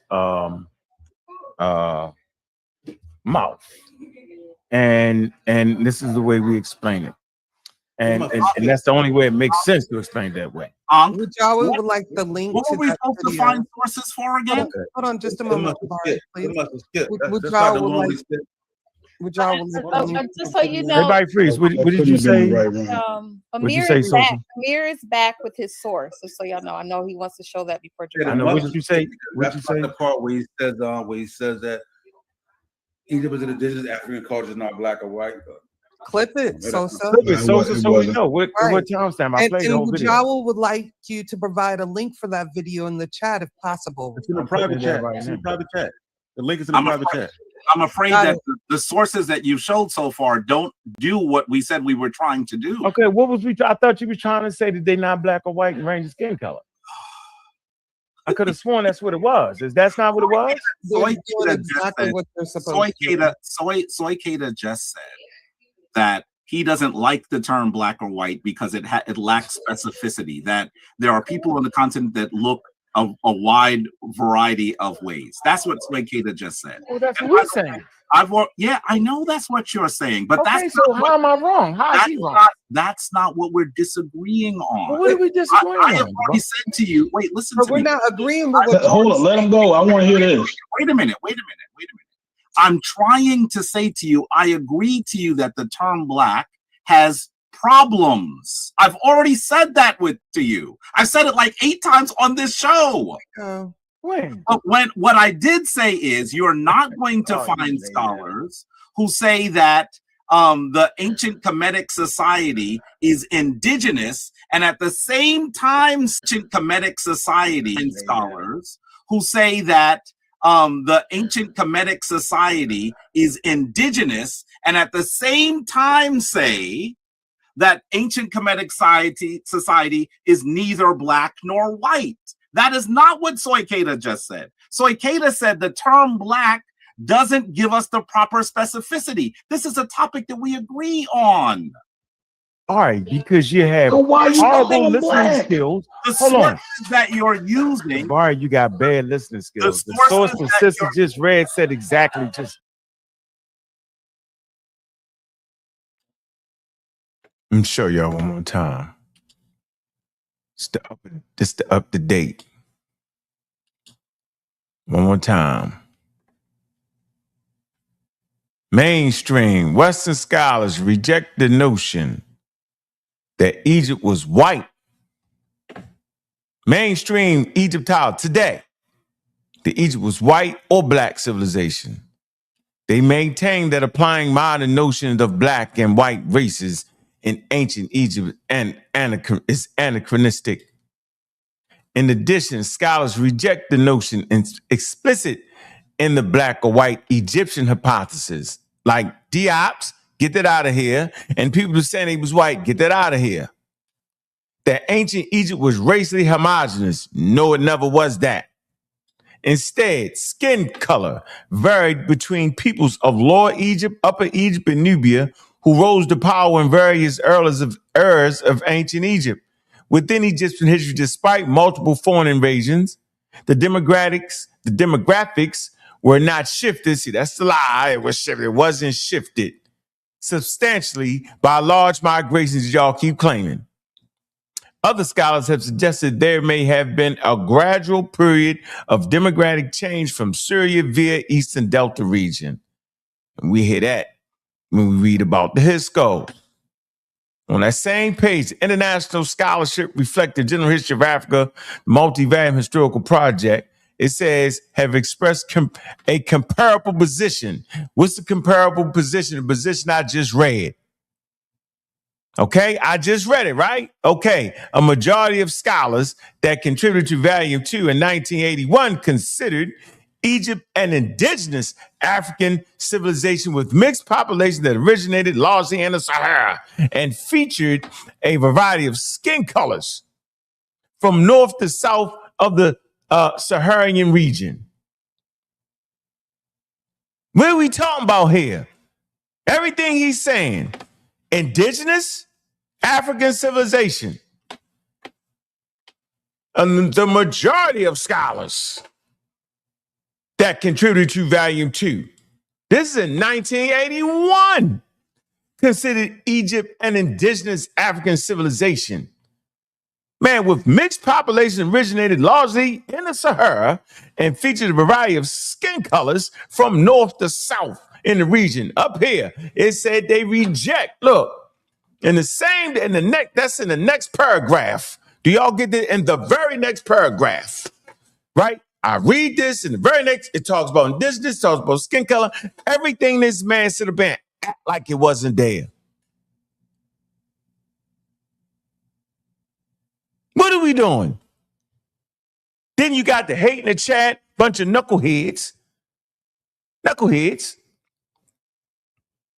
Ain't nobody putting you out the chat, but y'all say anything about me. Then suddenly that'll get up here and cry when somebody say something in my chat. It's all ridiculous at this point. It's ridiculous. And talking about I'm hating, I ain't hating. Then Jabari say we can't read. What are you talking about? What is any of y'all talking about? It's the wildest thing ever, yo. I've never seen such foolery in my whole life over a whole damn culture that ain't even yours. Y'all wild. And then you let people look in your face and say, they not our ancestors, man, no matter what y'all say. They not. Oh, the population drove out, Jabari, the population drove out. Then the person's going to say, you on here talking about another man. I'm on here talking about the scholarship of another human being that's not the same as talking crazy about a person in the street. Y'all a bunch of nuts at this point. How do you think comrades and scholars talk about each other? They talk about their work. That's not actually talking about another man. That's talking about the work. See how ignorant we are? We falsely apply street logic to a conversation strictly talking about scholarship. We just throw shots back and forth as clearly seen.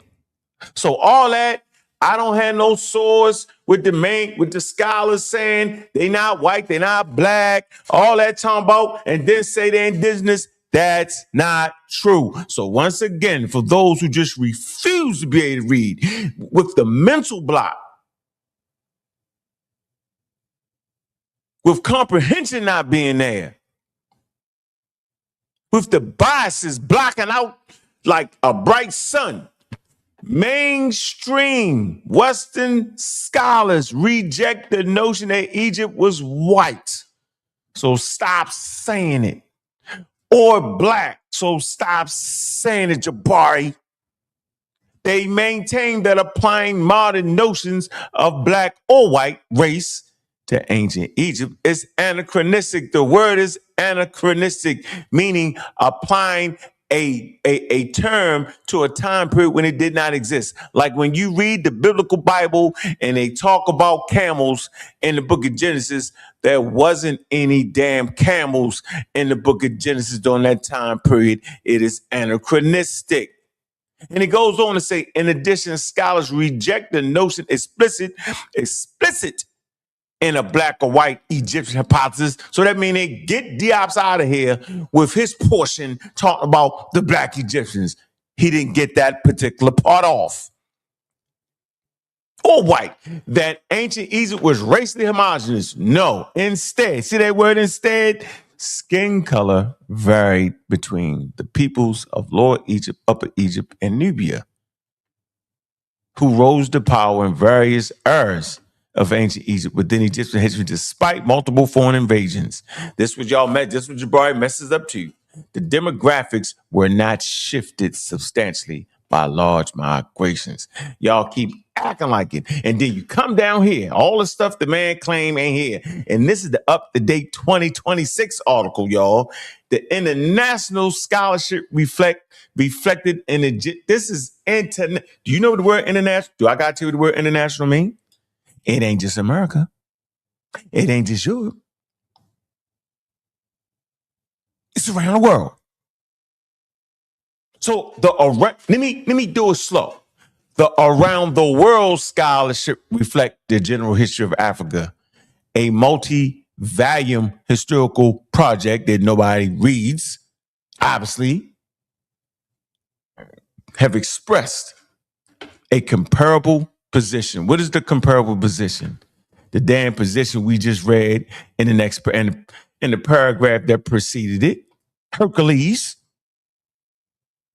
And they still will argue me down, bro.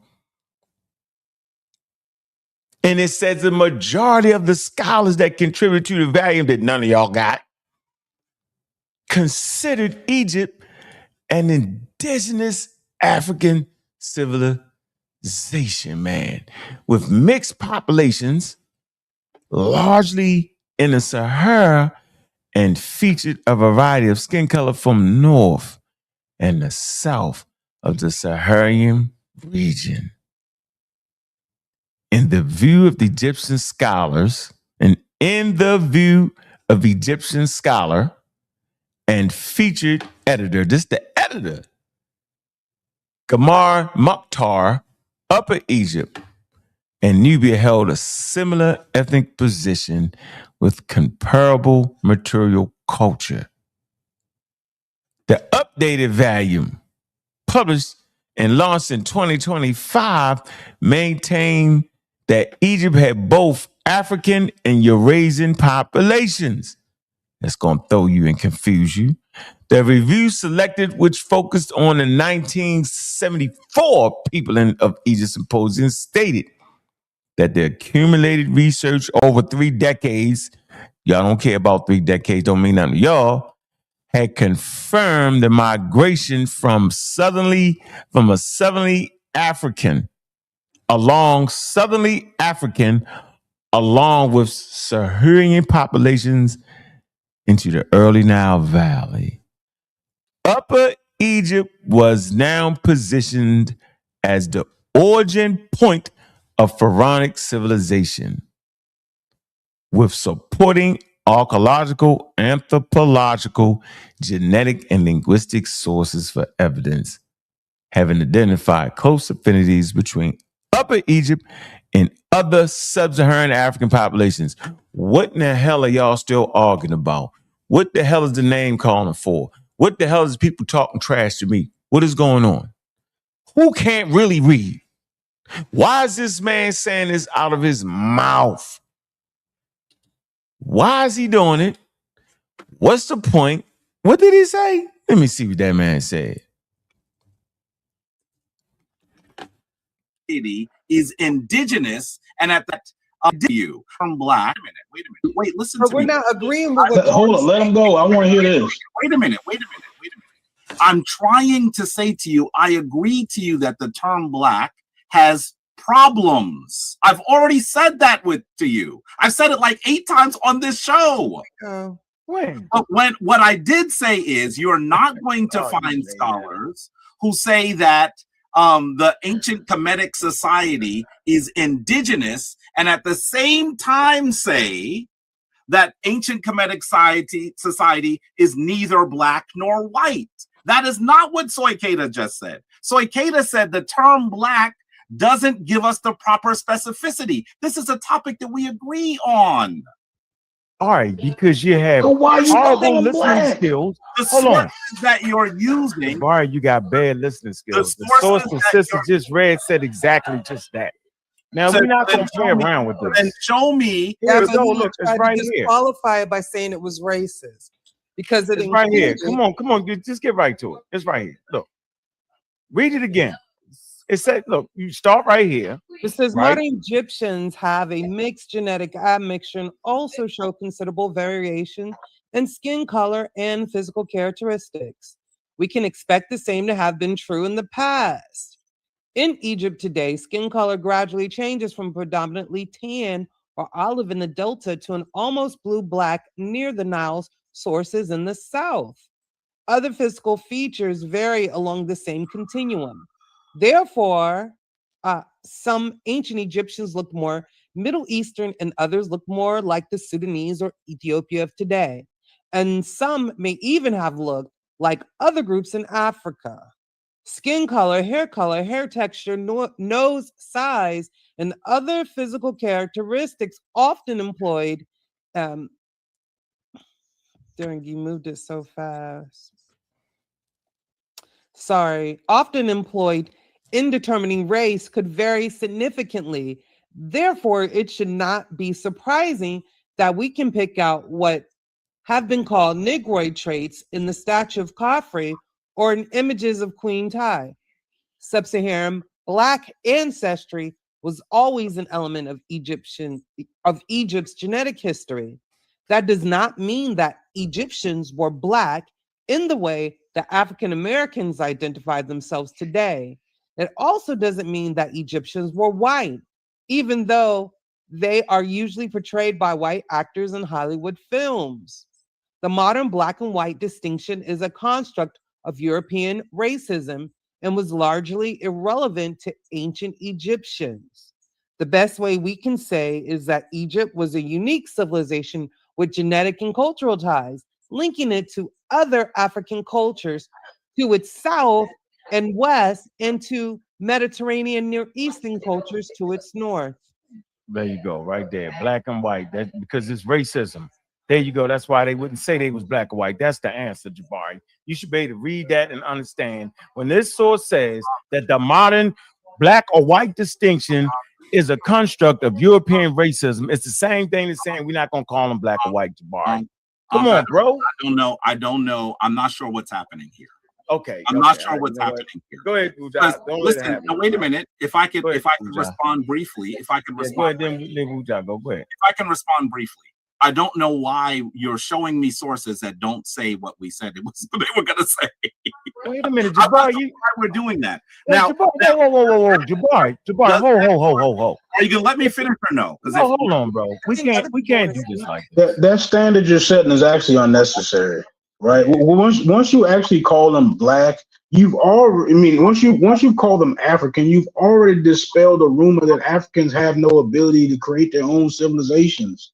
They've already agreed that these people are genetically authentic Africans. I'm not sure how they actually put that, but they've already agreed that these indigenous Africans, right? Like there's no need to have to go further and call them black, because that's where you maybe unintentionally. I'm gonna say unintentionally, because I truly believe your what you're trying to do is authentic, but you're unintentionally muddying the waters and associating our paradigm with theirs, right? We don't share any cultural continuity with ancient Egyptians. There's no need to try to put our current social paradigm on these ancient people. That actually is far more confusing than trying to navigate the nuance of what Ankh is saying, right? When you oversimplifying it to calling it black, that's where you actually are doing what the ancient Egyptians would have never done. They make a point to try to distinguish themselves from their neighbors, right? They absolutely let you know that all these African groups are distinguished from each other, right? So when you call them black, you're not associating them with African. You're not allowing them to be African and separate from their other people around them. You're associating them with us, and that's far more confusing than anything Ankh says. So when you call them black, now you are representing somebody who is going against. Brother, you're saying now. Can I respond, please? Go ahead. Now you're saying the same thing.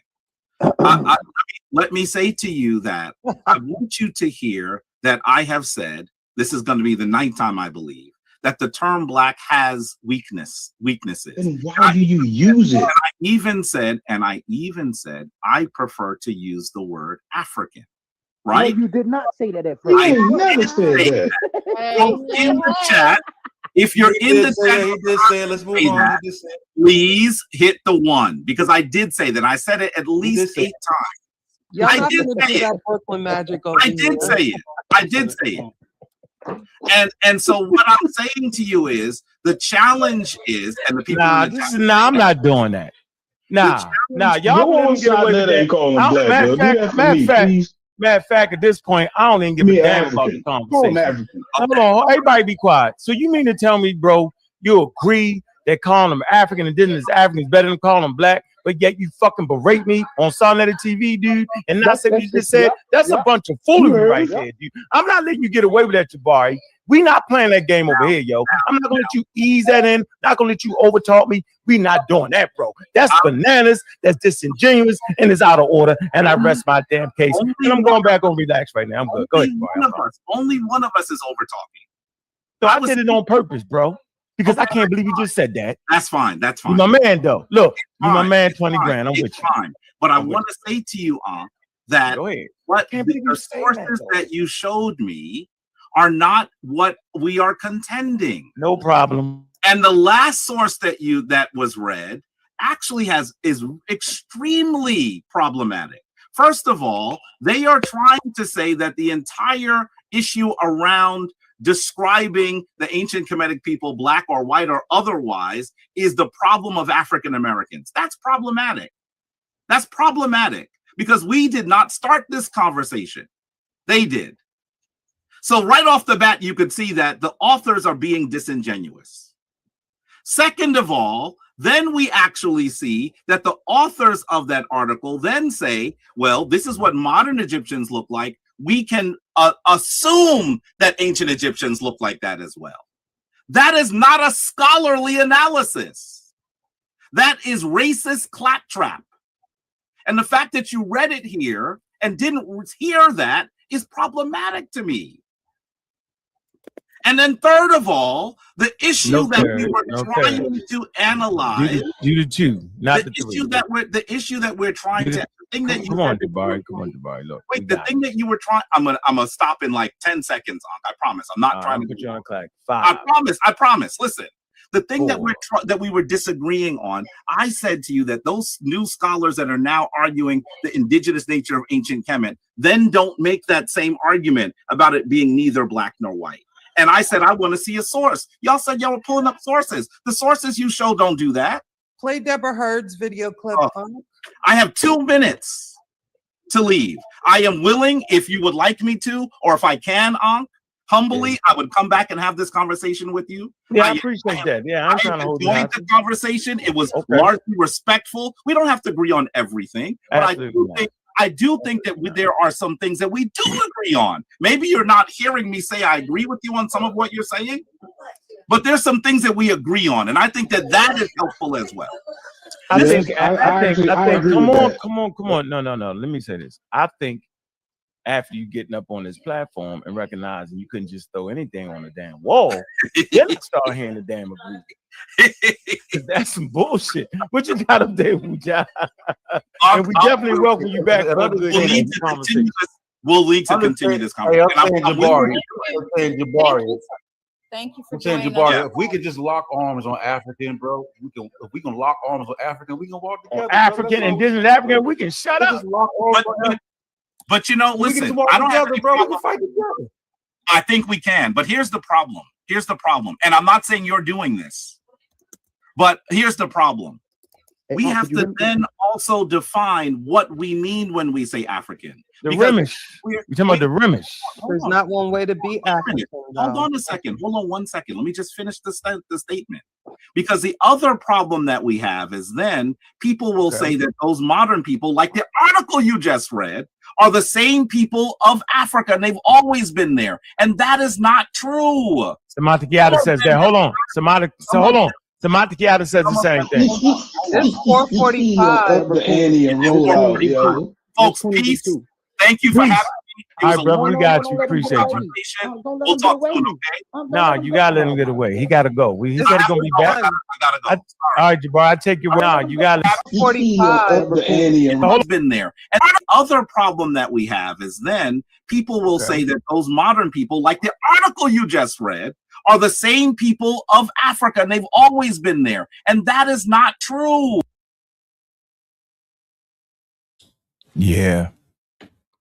It's not true, huh? He made it up. It is true. All you gotta do is go to source and click not shifted. Click that. Here you go. Genetic history of Egypt reflects the geographical location at the crossroads of several major biocultural areas. North Africa, Sahara, Sahel, Middle East, Mediterranean, Sub-Saharan Africa. Go right here and click here. Genetic studies. Do. Right here. Genetic studies in modern Egyptians. Shall I click it? Y'all scared? If you scared, say you scared. If you scamming, say I'm scamming. Now hold up your red flags. Yeah, man. Historical genetic studies of modern Egyptians have identified very old African lineages. I'm going to read this again for y'all that was scared and was capping. What does the genetic studies of modern Egyptians say? Historically, genetic studies of modern Egyptians have identified very old African lineages along with evidence for later assimilation of Near Eastern European groups through what? An examination of Y chromosomes and mitochondrial DNA. Genetic analysis of modern Egyptians revealed that they have patrilineal lineages common to other African, to other indigenous Afro-Asiatic speaking populations in North Africa, Western Asia, Anatolia, and the Horn of Africa. I wonder why. Some studies have proposed the view that these lineages would have spread into North Africa and the Horn from Western Asia during the Neolithic Revolution and were maintained by the pre-dynastic period.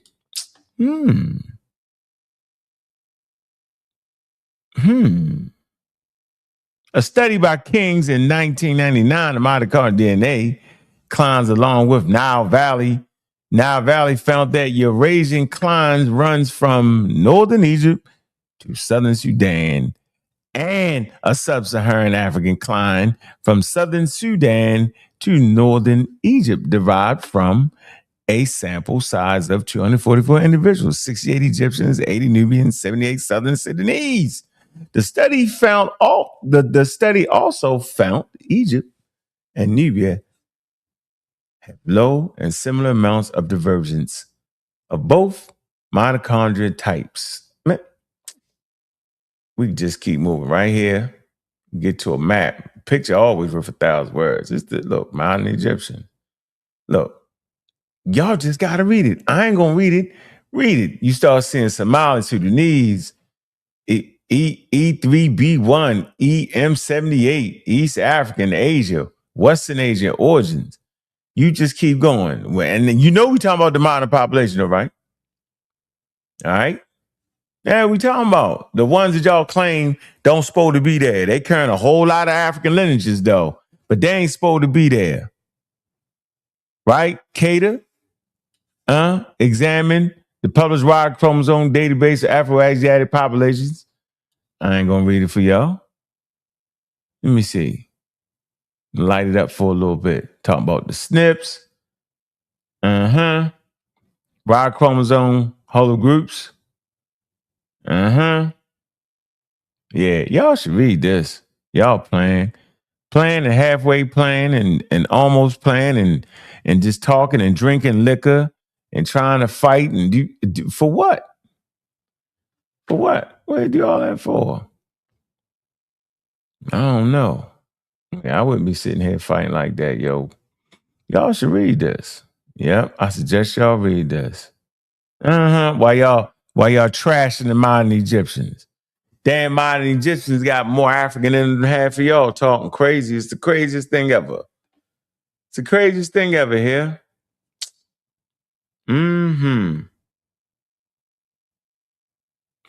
A study by Arid, which analyzed 275 samples from 5 populations of Algeria, Tunisia, and Egypt, as well as published data from Morocco population, suggested that North African pattern of Y chromosome variation, including Egypt, is largely of Neolithic origins. The study analyzed North African populations, including North Egyptians and Southern Egyptians, as well as samples from Europe, Middle East, and Sub-Saharan Africa.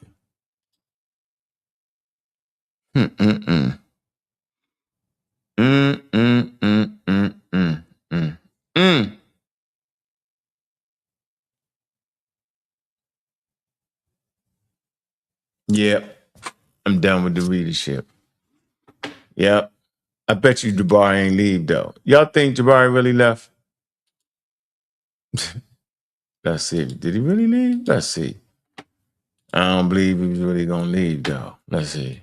Samantha Kiata says that. Hold on. Hold on. Samantha Kiata says the same thing. It's 4:45. Folks, peace.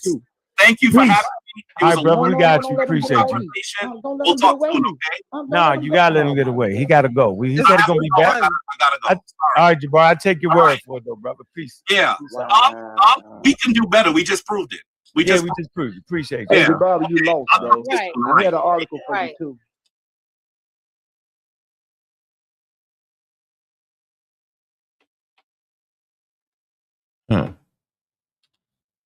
Martha Kiata said, what?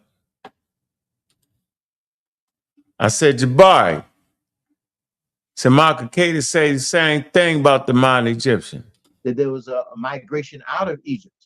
I've never been able to, I think there were probably contacts and individuals or maybe small groups, but I see no evidence of a mass depopulation of Egypt in any one particular time. Okay, I don't see the kinds of rules of evidence.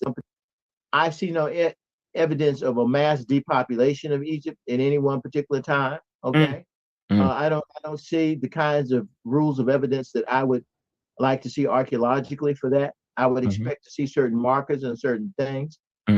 Talk about certain hints and influences. I think that either that may have a common cradle, or maybe there was some actual migration and influence. But I don't see. I mean, no matter what anybody says, late stage Egyptian is not the same as Walla. Okay. Now, could they be related? Could they be related languages? Or if you want to talk about an earlier migration from east to west, depending on how far you want to go. You want to go back to that P2 ancestor. You want to go back to hold that P2. We're going to talk about that P2. Hold that. Not yet. No, but if you want to go back to an earlier period, talk about east to west migration of people within Africa. Yeah, that's much more plausible, in fact, and very likely. You know. Absolutely. But that's a different thing than saying Egyptians who were self-conscious of being Egyptians migrated. That's a different thing. Okay. Thing. So there may be something in certain ideas, but it may not be exactly the way people are thinking about it, and that may be because they haven't read certain books and what have you. Okay, go ahead. I'm sorry. Yeah, but I'm glad, and we should have our notes and be taking our notes for this conversation, man. Once again, man, you're listening to a high-level conversation, interviews with the experts, community of skeptics, and we appreciate the crowd. And yeah, let's move on to the next slides. Get through this. Imagine being able to build anything just by thinking about it. Meet Base 44, a complete AI creation platform made for anyone with an idea. Very interesting. And then we'll definitely take some questions from the crowd. Okay. Well, again, what are the dangers of oversimplifying African history by claiming all major achievements as African? I think you kind of touched on it a little bit. What are the dangers? When you say major achievements, are you talking about major achievements within Africa? See, even the way you juxtapose the words African history, and are you talking about things within Africa? So, for instance, things globally, Africans contributing to the global stage. Which one are you talking about? We talking about people will literally say, "A car." Africans invented the car. Okay, all right. Now things like that. You have every right to ask for proof and evidence. You know, you have everything to ask. You have every right to ask for that. Are there some things that Africans invented? The interesting thing is that there's some things that Africans invented that some archaeologists still want to debate about. Did Africans actually independently smelt iron on their own? Okay. They sure did. The question is, did Jabari leave yet? That's the question. Let me see. I think he popped his head back in there. I don't think he... I swear I think he popped his head back in there. I swear it. I bet you he did. Let me see. No. Go ahead. Hold on, WuJau, and then go ahead and pull up your source. Because I got the source for you. I pulled it up for you. I mean, go ahead, WuJau. Okay, yeah. So I know the brother Jabari has to leave. And I wasn't necessarily addressing what he was saying specifically, but I do want to go back to that before I share what I'm sharing on my screen, right? I think people have to be clear on what exactly Jabari was asking for, and I find what he was asking for to be a little bit too narrow, because it sounds like, and I don't know if he left already, but it sounds like he was asking for a source that specifically or explicitly said that, one, the ancient Egyptian civilization and people are an indigenous African society, blah, blah, blah. and that same person say that they're neither white or black, as if he's looking for that literally to be said by someone, like where we could read a sentence and it's being said that way, as if it couldn't be inferred by the explanation of different things that these scholars are saying. So I think that needs to be kind of teased out, but we can't do that now. So I was just wanted to share in a larger conversation. I wanted to just share. This is the same book, by the way, that I was just sharing that Ankh had that I mentioned. And I was just going to read a little bit of the conclusion, because I tell people to read the whole book, get it. It's very, very, very good. We did a whole book what do you call it, book club on it. But let me just read a little bit of the conclusions, because at least it'll summarize some things, right? So if y'all can follow me right here, I'm just going to be as quick as I can. It says, concluding remarks. The question of identity, whether racial in the 19th and early 20th century or ethnic in the latter 20th and 21st century, continues to occupy Egyptologists. Contemporary Egyptology faces the same problems in studying ethnic identity in the past as other historical disciplines, no matter if they are based on text, images, material culture, or their various combinations. Even those who did not or do not deal with these questions classify, for example, the archaeological material such as pottery and use it as evidence of actual foreign presence. It is rarely considered that although foreigners could have been there, the foreign material culture can be used by locals too, without them necessarily aspiring to foreign identity. Section 3 of the book demonstrated the difficulties which go together with such arguments. Ancient Egypt presents us with an excellent case for studying ethnogenesis as defined in Section 3, a concept unfortunately rarely used by Egyptologists. Following S. Jones, ethnic identities are based on shifting, situational, subjective identifications of self and others rooted in daily practices and historical experiences, on subject to transformations and discontinuity. Numerous examples discussed in this element, talking about the book, demonstrate this. Identity in ancient Egypt was not as fixed as primordialists would argue. The old Egyptological idea of a single Egyptian culture with single common ethnic identity, language, and shared values cannot be accounted for in all contexts. A person of foreign descent could become Egyptian no matter his or her background. This has led some authors to argue that foreignness loses its applicability in the setting in which people of foreign origin who lived in Egypt adopted the social and cultural system of their host country. The long history of ancient Egypt and the various examples provided in this element teach us that its essentialist notion of ethnic identity simply does not hold ground. What is meant to be Egyptian or a foreigner changed significantly and numerous times over the last 3 millennia. It was negotiated and defined in contrast not to diverse people of foreign origin who lived in Egypt and spoke Egyptian, for example, but to people who live outside of Egypt, not speaking the Egyptian language, and even possibly sometime threatening the land of Egypt. This is why both scientific racism, the scientific racism discussed in Section 2, and the third science revolution and its tools such as DNA and isotope analysis discussed in Section 4 fail to give an answer to ethnic identity, being that it is socially constructed. We have to differentiate between biological proximity divergence and ethnic identity, as the former is a result of long history of interactions that occur between that person's ancestors and earlier natural and socio-cultural environments. I'm gonna wrap it up. Let me just finish this paragraph, y'all, but because it's long. Although groups with similar cranial types tend to be related more closely to each other than groups that show more divergence, these similarities and differences are not ethnic.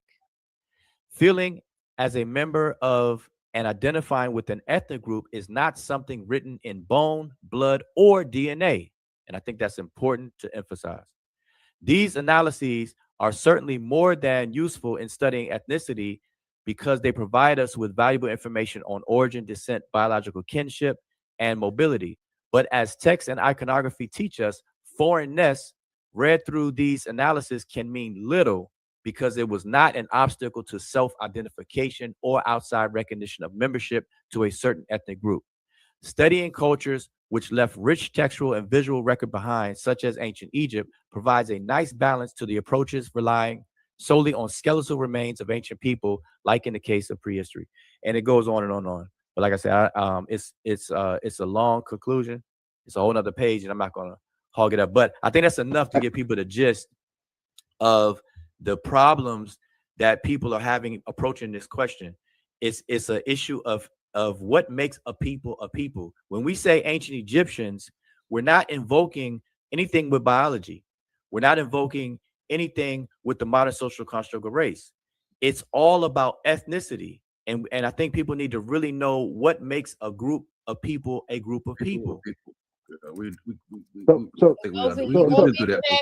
Let me share my screen too. Let me share my screen with Joe. Oh God. It's Ngozi. I'm sorry. So let Ngozi go. He's back with his Yeah, sword. he can go. He can go. Yeah, look. I just want to say this before the short source is put up. Ancient Egyptian is the ethnicity, or Ramesh is what they are. And I do agree with what you said biologically through genetic and DNA and blood, craniometrics. That's something different because they could have been from anywhere. But as an ethnic group that was shaped and formed right there, it belongs to those people there, regardless to where they came from. We see that with African Americans. Some African Americans look strongly sub-Saharan, or what we label as that. I know you guys we don't want to use that, but people that's tropical adapted.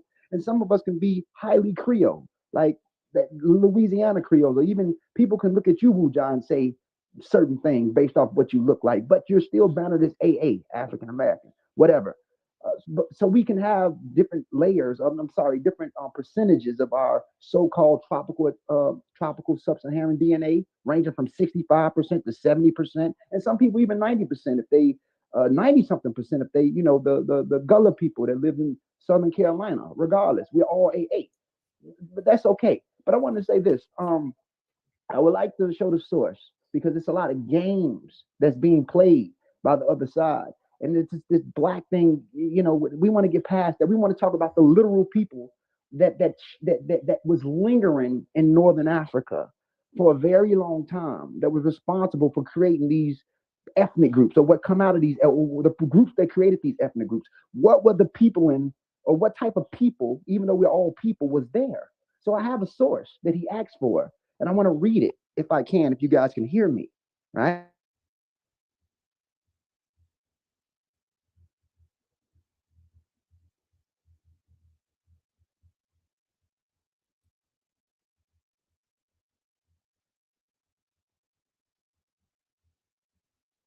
Be heard or no? Can I be heard? Yeah, I can hear you now. You can hear me now? Yeah. Okay, so let me read the source.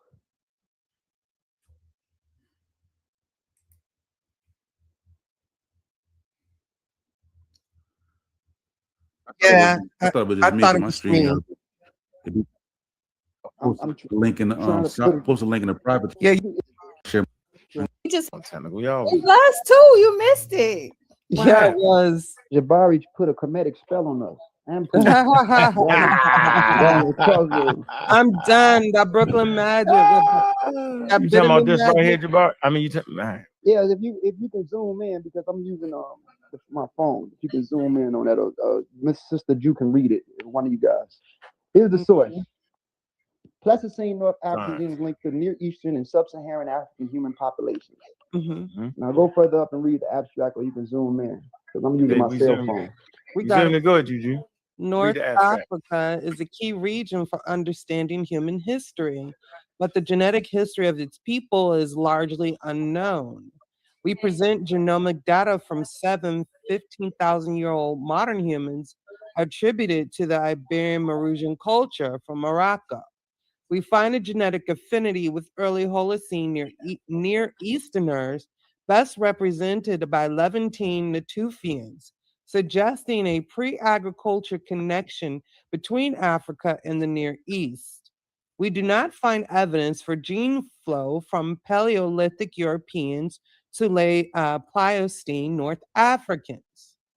The Ta-Foralt individuals derive 1/3 of their ancestry from Sub-Saharan Africans. That's 35% out of the 65. I'm sorry, that's 35% just to add on. Well, go ahead. You good. Best approximate. You can jump in anytime, Ngozi. Best approximated by a mixture of genetic components preserved in present-day West and East Africans. Thus, we provide direct evidence for genetic interactions between modern humans across Africa and Eurasia in the what is that, Pleistocene? In the Pleistocene. Yes. You want to go to the conclusion? Go ahead. So bottom line, and there's other sources. Braslon on clines and clusters. They've been mixed for a very long time. It's been before dynastic period. So what they look like would have been what they look like, and it would have fell in line to the populations that you see there now. It's Shamaka Keta. They can look. Some of these people can look. They can have morphological traits similar to people in North Sudan. Some of them can look morphologically like people in Palestine. It's been consistent in their mixture. If you look at the location, the proxy, the area that they're in, especially in that portion of Africa, Egypt is more closer to Israel than it would be to Nigeria and Mali. So what's the problem with the modern population there now being their ancestors? There's a source, and if anybody go against that source and try to deny that, you're going against science. What y'all got to say about that? No, I'm saying they're going against science. Is that right here, this individual here, am I saying it right? The Tafrolite, am I saying it right? The Tafrolite individual. I don't know. You sound just as good as me. What you said, Tulsa? The tall Tafrolite. Hold on. Tafrolite. Tafrolite. Ain't no I in there. Tafrolite. Let's see. I don't believe you. Ain't no I in there. That's for sure. Tafrolite. Okay, so here you go. This is the Tafrolite Indian. Yeah. So they talk about that area is known for this 78,000-year-old grave marks African oldest known burial. Okay, just for the record. And they talked about this. That's the individual they was talking about that had, hold on, let me go back to here. It said it had 1/3 of their ancestry from sub-Saharan Africa. That's right here. All right. I just wanted to put, show you that those individuals coming from that area right there. I think that's healthy. Man, boy, I tell you, man. I dropped that link, man. If y'all want to get in and add something to the conversation, I'm going to drop it again, man. This is how we do it with the late night tip, man. While I'm waiting for y'all to jump on, man, let me finish hand Cater telling y'all that population, that population in Egypt wasn't replaced. Okay. Thought they did West Africa for sure. No, there's evidence there. But what I'm trying to say is that there are issues from within African history that for a long time, if you remember the Hamitic hypothesis, Seligman basically said that the civilizations of Africa, any meaningful culture in Africa, it come from the outside. Well, nobody believes that anymore. But for up through the 60s, people would write, you could see hints of that way of thinking. People used to talk about the dynastic race with regards to Egypt. And this is hence where you get the pushback from some African scholars, of course, that but this has not been a part of mainstream, so-called, I'm not going to say mainstream, hasn't been a part of the European Academy too for a long time. The dynastic race hypothesis has long been, has been dropped, or is no longer believed. Modern Egyptologists do not accept, and I don't know to what degree all of them ever accepted the dynastic race hypothesis, was the hypothesis that in the later stages of pre-dynastic, that the core ideas of kingship and what have you have been brought from the outside. Again, I would point out, cartoons make complex ideas easy to understand and are incredibly effective at teaching and that the Egyptian crown, the words for king, all of those symbols are clearly based on Nilotic flora and fauna. I mean, the glyphs, they're all local. Now, the ram did come in from outside and get incorporated into that. But then you see Anubis, who's a different kind of creature, who's local. So anyway, what I would say is that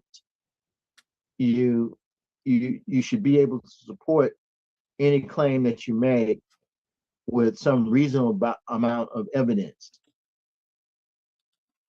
Yeah, man. Come on, yo. Yeah, why academia don't say that no more, yo? Y'all tripping. Y'all just fighting the fight, man. I dropped that link, man. Nobody want to get up here. I feel you, man. Man, I ain't even gonna go live tomorrow morning, man. I think I'm gonna sleep in messing with y'all, man. Anyway, man, I enjoyed this right here, man. I hope y'all enjoyed it, man. This content, man. Pushing for the pseudo killers, man. The community skeptics, man.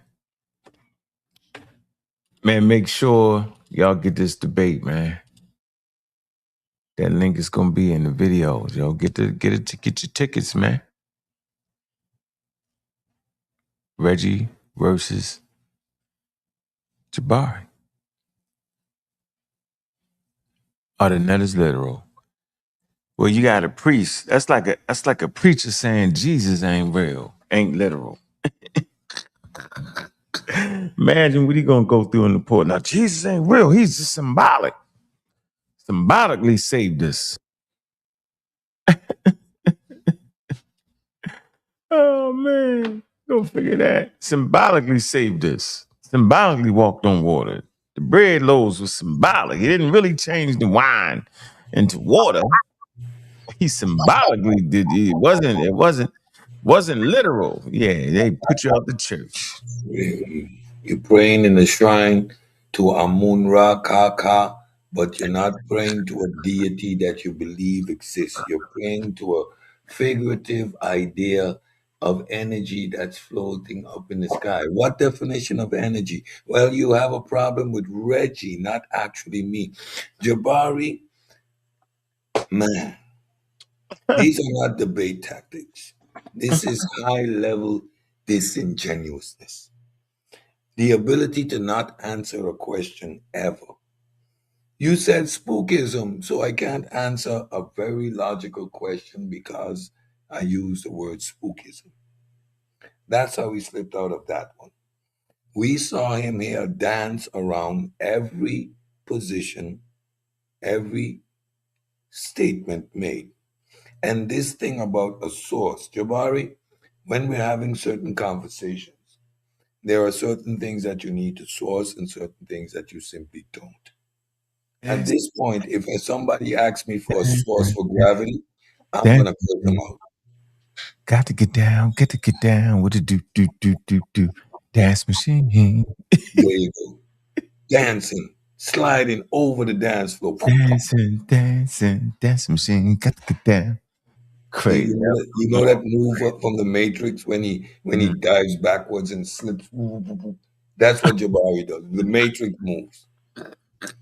This man is the ultimate king of a straw man. Realize that he never responds to a question. He takes your question and he reframes it to suit his narrative. Oh man. Y'all saw that tonight in real time, done over and over. Every source read, he redefined what the source meant. And on top of that, went as far as to question people's literacy. Y'all see the disingenuous. He did that, didn't he, bro? Yeah, he did that. You know what? I'm going to bed, Saturday. Good show today too. Good show today too, bro. I just couldn't. Yeah, I get it. I get it, and I'll manage that situation better now.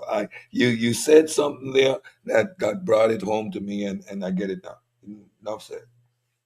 Yeah, yo, you gotta fight him every time he open his mouth, yo. He want to get up there and undo everything y'all just did. Yep. Everything y'all just did. Sentient. Now AI is sentient. Y'all read all that, right? You know what's interesting to me though, yo? That the programmer himself, I think he was like in love with the AI or something wild like that. You feel me, man? You didn't read the article. That dude was off his rockers. Yeah, yo, he was thinking something crazy. Some of the AI was saying he real. Something that was crazy, bro. Oh man. All right. Well, we're gonna go check your show out. You know what I mean? Brother Loud, man. I know I can't wait to see the debate, yo. It's gonna be a good one. Yeah, that's going. That's gonna be definitely a good one. I please, Brother Reggie, I need you to ask him this question. If Don't- these deities aren't literal, How why you? are you praying to them? Why are you praying to him? Yeah, you crazy. Shout out to Archie for that question. I'm not ever letting that question go. That needs to be answered. All right, man. We out of here, man. All right. Peace. All right, man. Peace. What's this? Oh, y'all ain't heard this, so let me hit y'all with that.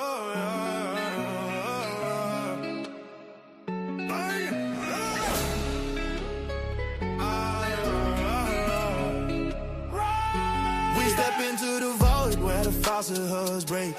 We cut through the lies like a blade to the fake. We don't need superstition, we don't run from the facts. We let the science hit like a hammer to the back. You can't shake the truth that we bring, but we bend and make the cross and you can't break the chains that we cut. Intellect is what lifts us up. It's a Bobby banger and make bells ring. We drop fast like bombs, let the truth clang. We move with reason, we cut through the fiction. Intellect over instinct, that's all conviction. We move with reason, we cut through the fiction. Intellect over instinct, that's all conviction.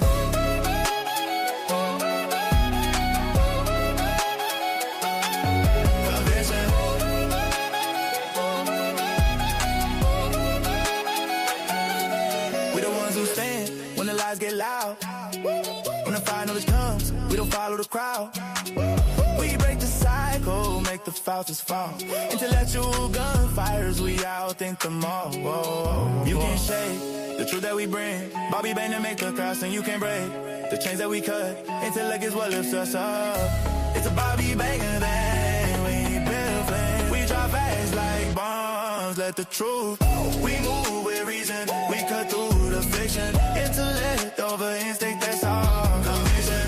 We move with reason, we cut through the fiction. Intellect over instinct, that's all conviction.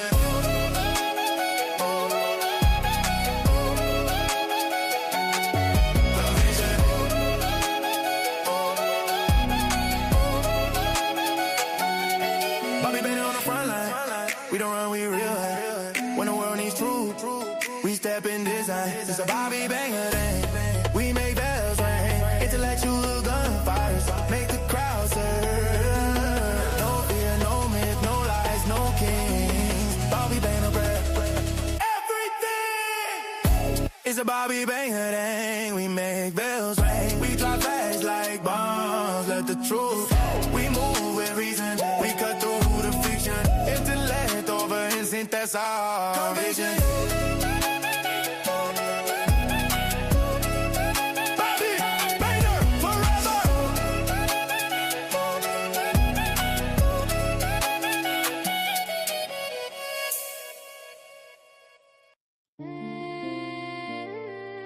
Those niggas couldn't read when they couldn't understand. Would have as did alongside him purely. Misreading paragraphs and sentence structures.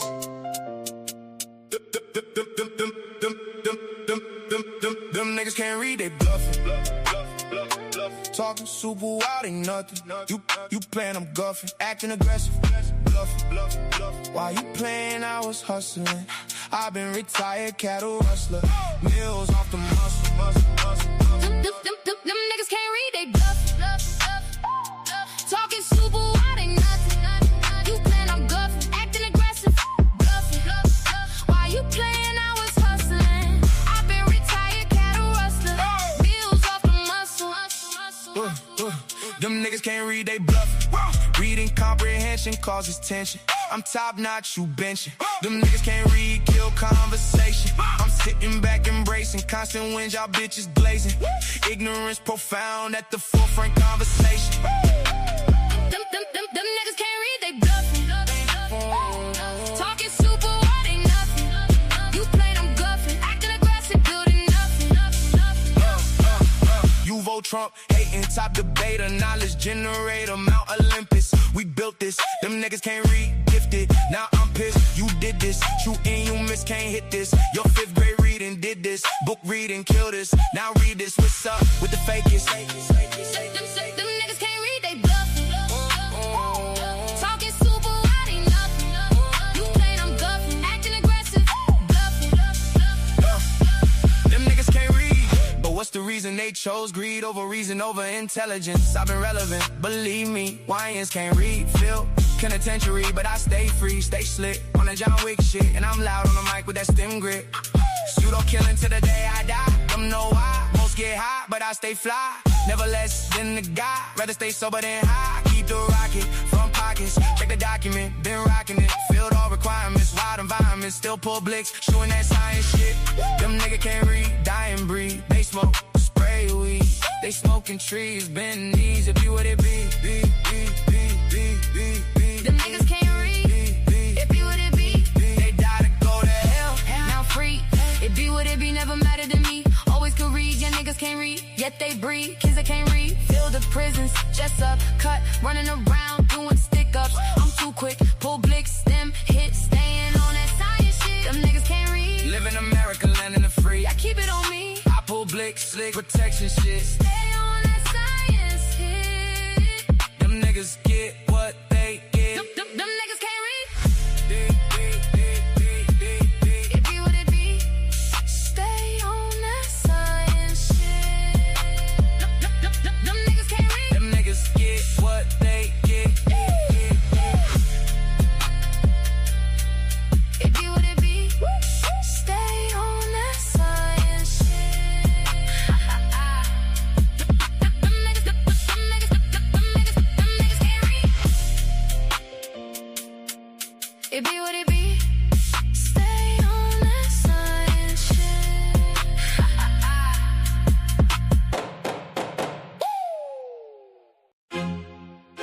Protected by the Black Widow. Protected by the Black Widow. I speak loud on the mic. Knowledge to the people. I speak loud. I speak loud on the mic. Knowledge to the people. Never following youngsters. They pull Desert Eagles. Never say this line again. I'm sipping Heineken. Always on my mind to win. I'm where I supposed to be. Black Widow protect me. Feds lose again. Them nigga cheat to win. Dope fiend never win. Dope fiend never win. Dope fiend never win. I speak loud on the mic. Like knowledge to the people. Promote the youngsters. They pull Desert Eagles. Never say this line again. I'm sipping Heineken. When niggas break wild, no slack. I'm cutting like an axe. Kick door policy, cutting the tracks. Never been in a gang, but stay crewed up.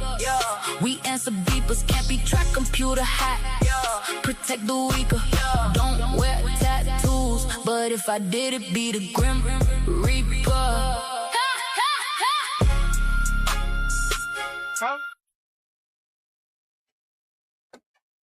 Your host, Bobby Banger. Make sure y'all click that button, man, and get them tickets, man. Make sure you get the Hack Cash App going out the door, man. Appreciate all the support, man, with all the views going up, man. Make sure y'all like and subscribe, man. We're trying to get to 5,000 subscribers, man, on the Community Skeptics, man. Show some love with that, man. Never forget, man. We're not hating, man. We're just participating, man. With that, I'm your host, Bobby Banger. We out.